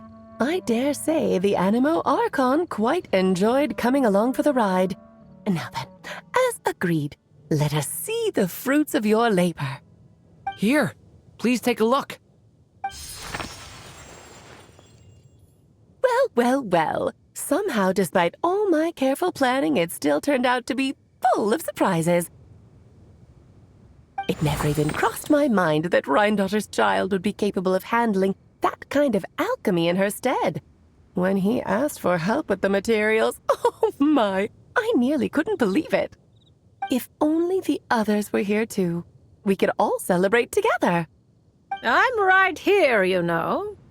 The only one who hasn't responded is the one busy stuffing her face over there. Is that you, Barbie? A little late to the party, don't you think? Come here, child. Let me take a closer look at you. All right, Aunt Seer Witch. Here I am.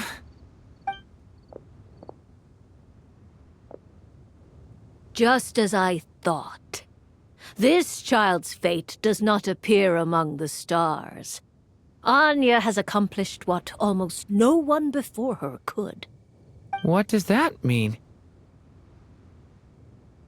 Child, All you need to know is that you're very lucky indeed. Oh.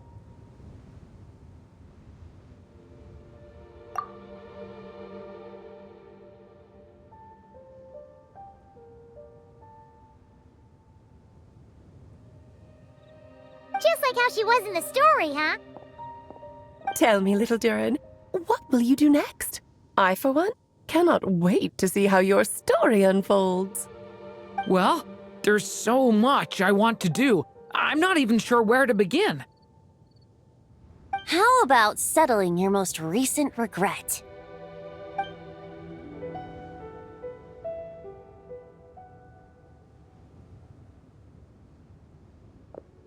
Not so fast, Tone Deaf Bard. What exactly did you just tell Durin to do? To make a long overdue wish come true. Thank you once again, Alice. How much time do you have left? I believe these should be my final moments. Just enough time to say goodbye to my dearest friend. This feels like having to say our final goodbyes all over again. I don't like it. Not one bit. I don't know how to respond to that. Strange. You were always such a cheerful figure in my stories. I even dubbed you the Merry Witch, you know. Oh, please. You know full well it was your stories that first taught me what true pain and sadness felt like. Aside from saying goodbye to me, shouldn't you also leave a few words for the child? Since the book will be his to continue, why don't you write him a little parting note? There's no need. His mother already did that long, long ago. All that remains is for me to convey it on her behalf.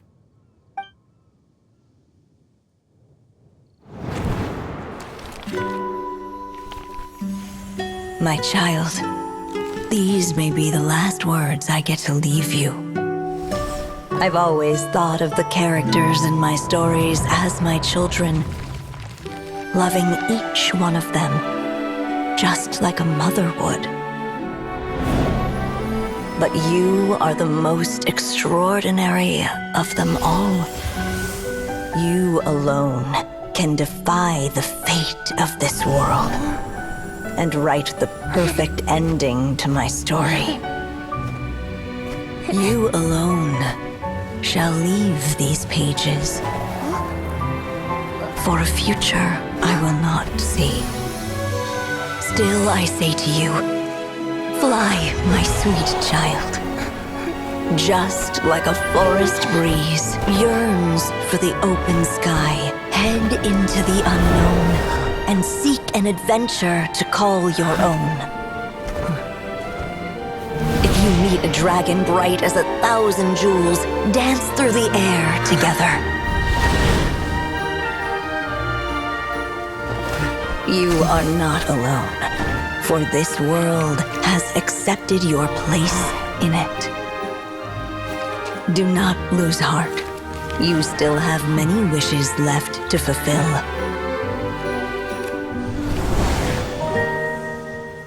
A long tale awaits you, my love. Let songs and flowers be the ink that fills its pages. Take my pen and use it to continue your story.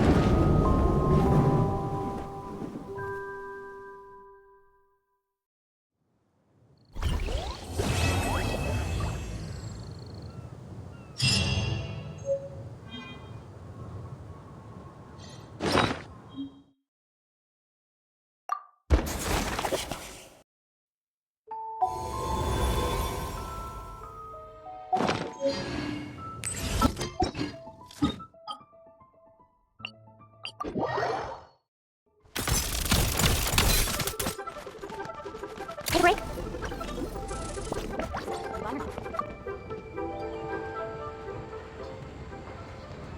My brother's right. I'm a writer of books, but no seller of them. Just about. Only a few chapters left. It's just... Could I ask you a question? How much do you think my calligraphy could sell for? Oh, come on. What's with that old-fashioned talk?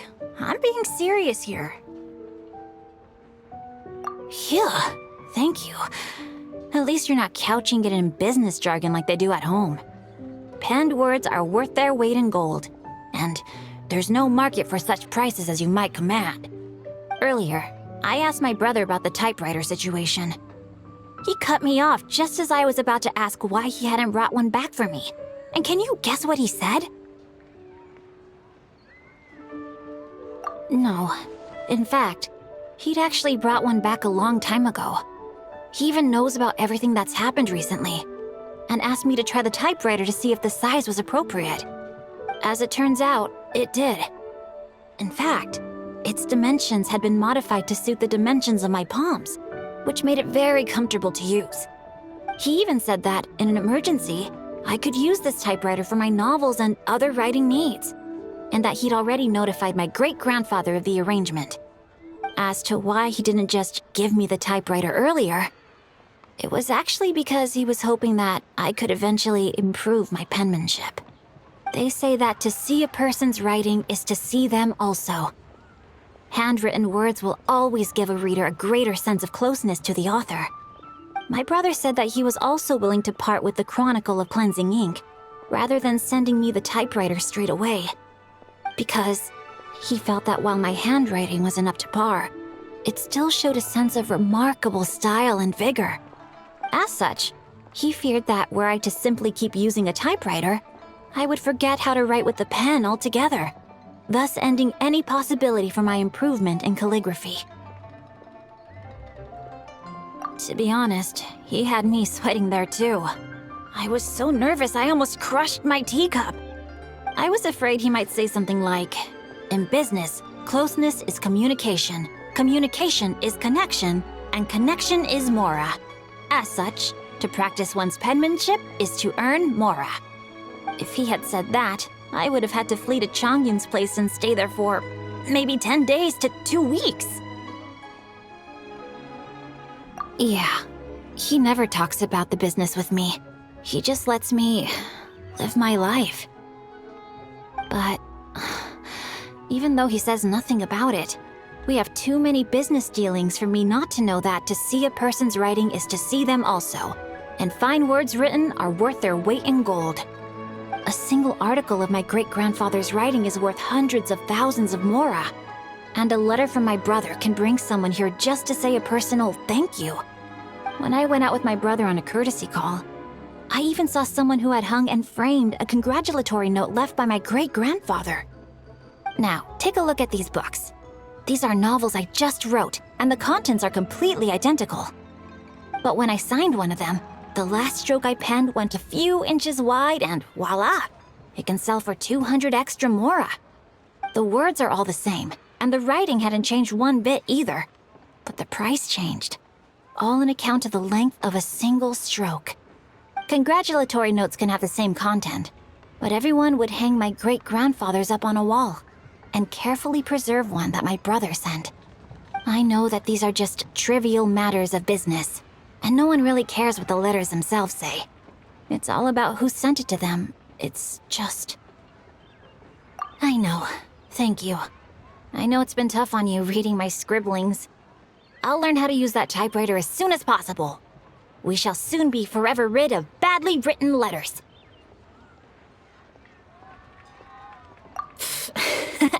All right. In that case, I shall continue writing to you in my finest illegible calligraphy. But, should you ever find my lettering neat and orderly, please do come find me as soon as possible. I may have been kidnapped. Or perhaps I just really want to see you. Oh, would you look at that? It's getting late. I shall see you later, traveler.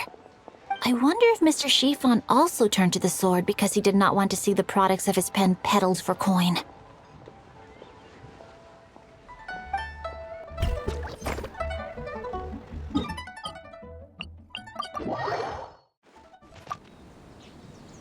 Well, what do you know? Help can come from unexpected corners. Still, at least the case is closed. Now as for Madame Kujo-Sara, how should I go over this in the debriefing? You flatter me. If it weren't for Miss Dory's assistance, it would have been a real headache.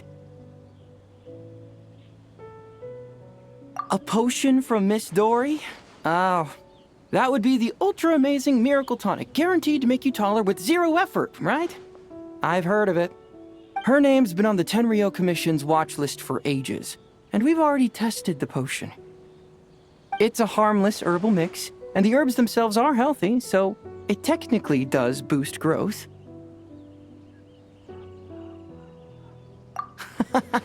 You should take a closer look at her tagline. It's an ultra-amazing miracle tonic guaranteed to make you taller with 0 effort.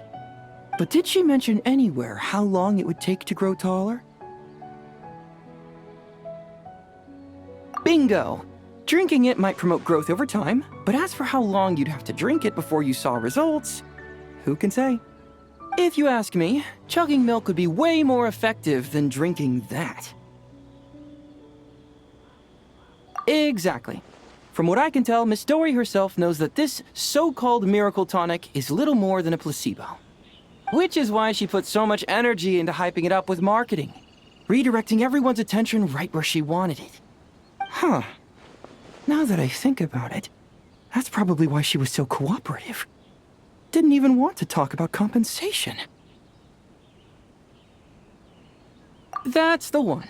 It was thanks to her that I finally cracked the case wide open. Back when I first asked her to help, I thought a merchant of her repute would drive a hard bargain, but she didn't ask for anything. But now, I can only guess that she'd already scooped up all of the Syndicate's remaining legitimate channels and partners. Ah, well, forget it. I don't even want to try untangling the minds of merchants. But with a well-connected informant like Miss Dory around, future cases should be much easier to solve. Madame Kujo isn't listening, is she? Good thing she left. Still. Ah, look at the time! I need to get back to the station soon or she's going to give me an earful. Take care, traveler.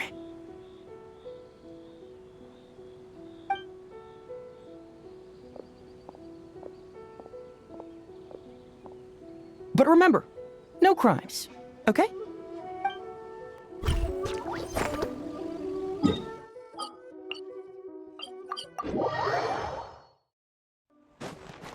Welcome to the Adventurers Guild, my lady. Is there something I can help you with?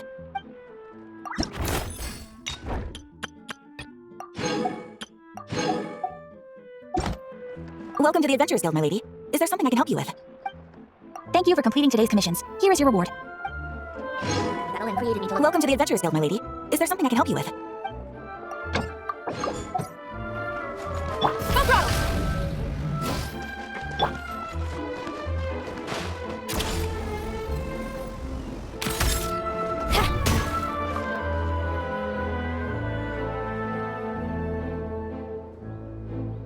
So, you recommend Chioria Boutique's seasonal children's clothing line?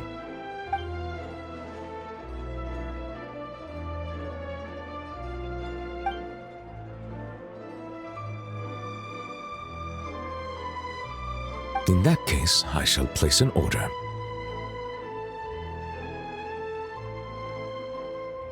Greetings, traveler.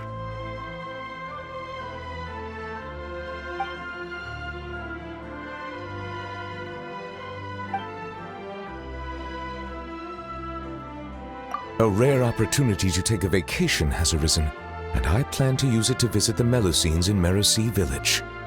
It has been some time since my last visit, and as such meetings are hard to come by, I wish to prepare some gifts. As you are here, might I solicit your advice? I believe you have already befriended a number of Melusines. As such, your insights would be most valuable.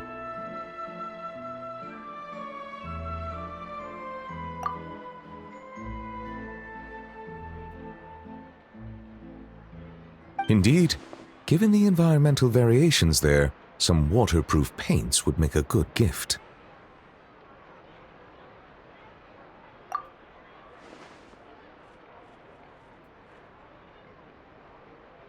Then I shall leave their procurement to you.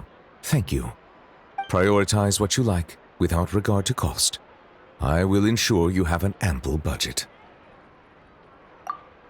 Oh, I fear my culinary experience only extends to making soups. Sidine, are there any foods particularly popular among the Melusines recently?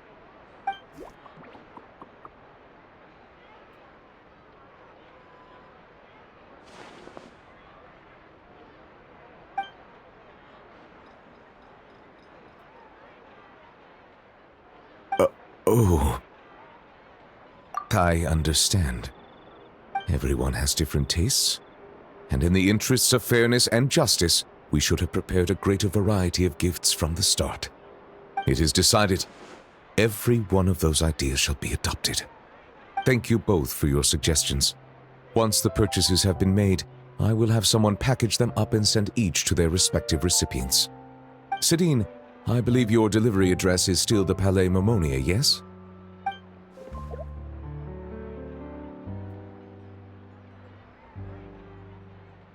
Of course.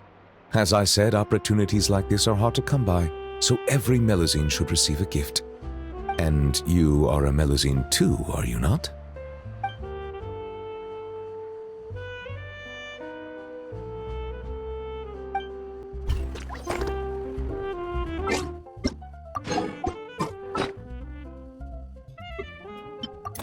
To this tea party.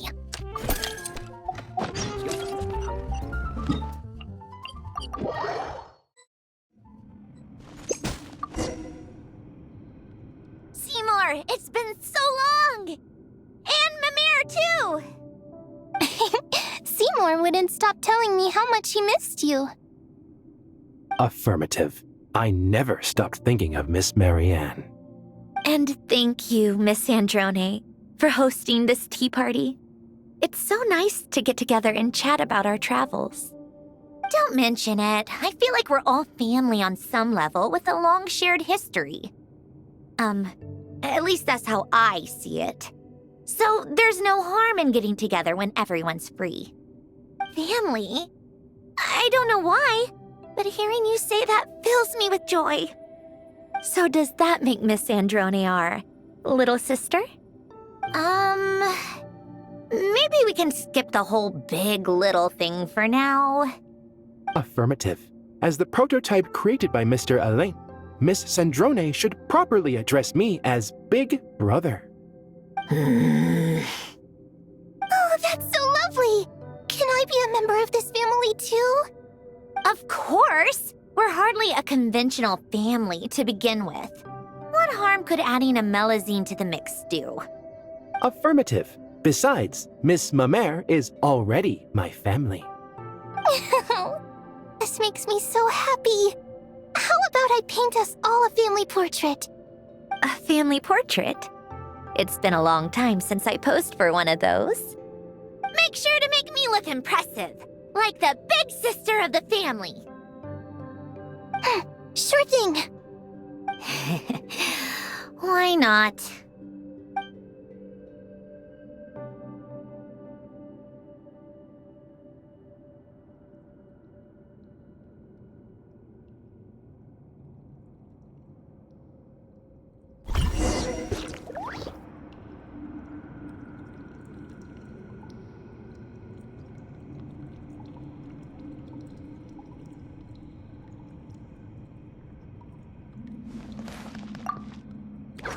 Such a peaceful, pleasant day.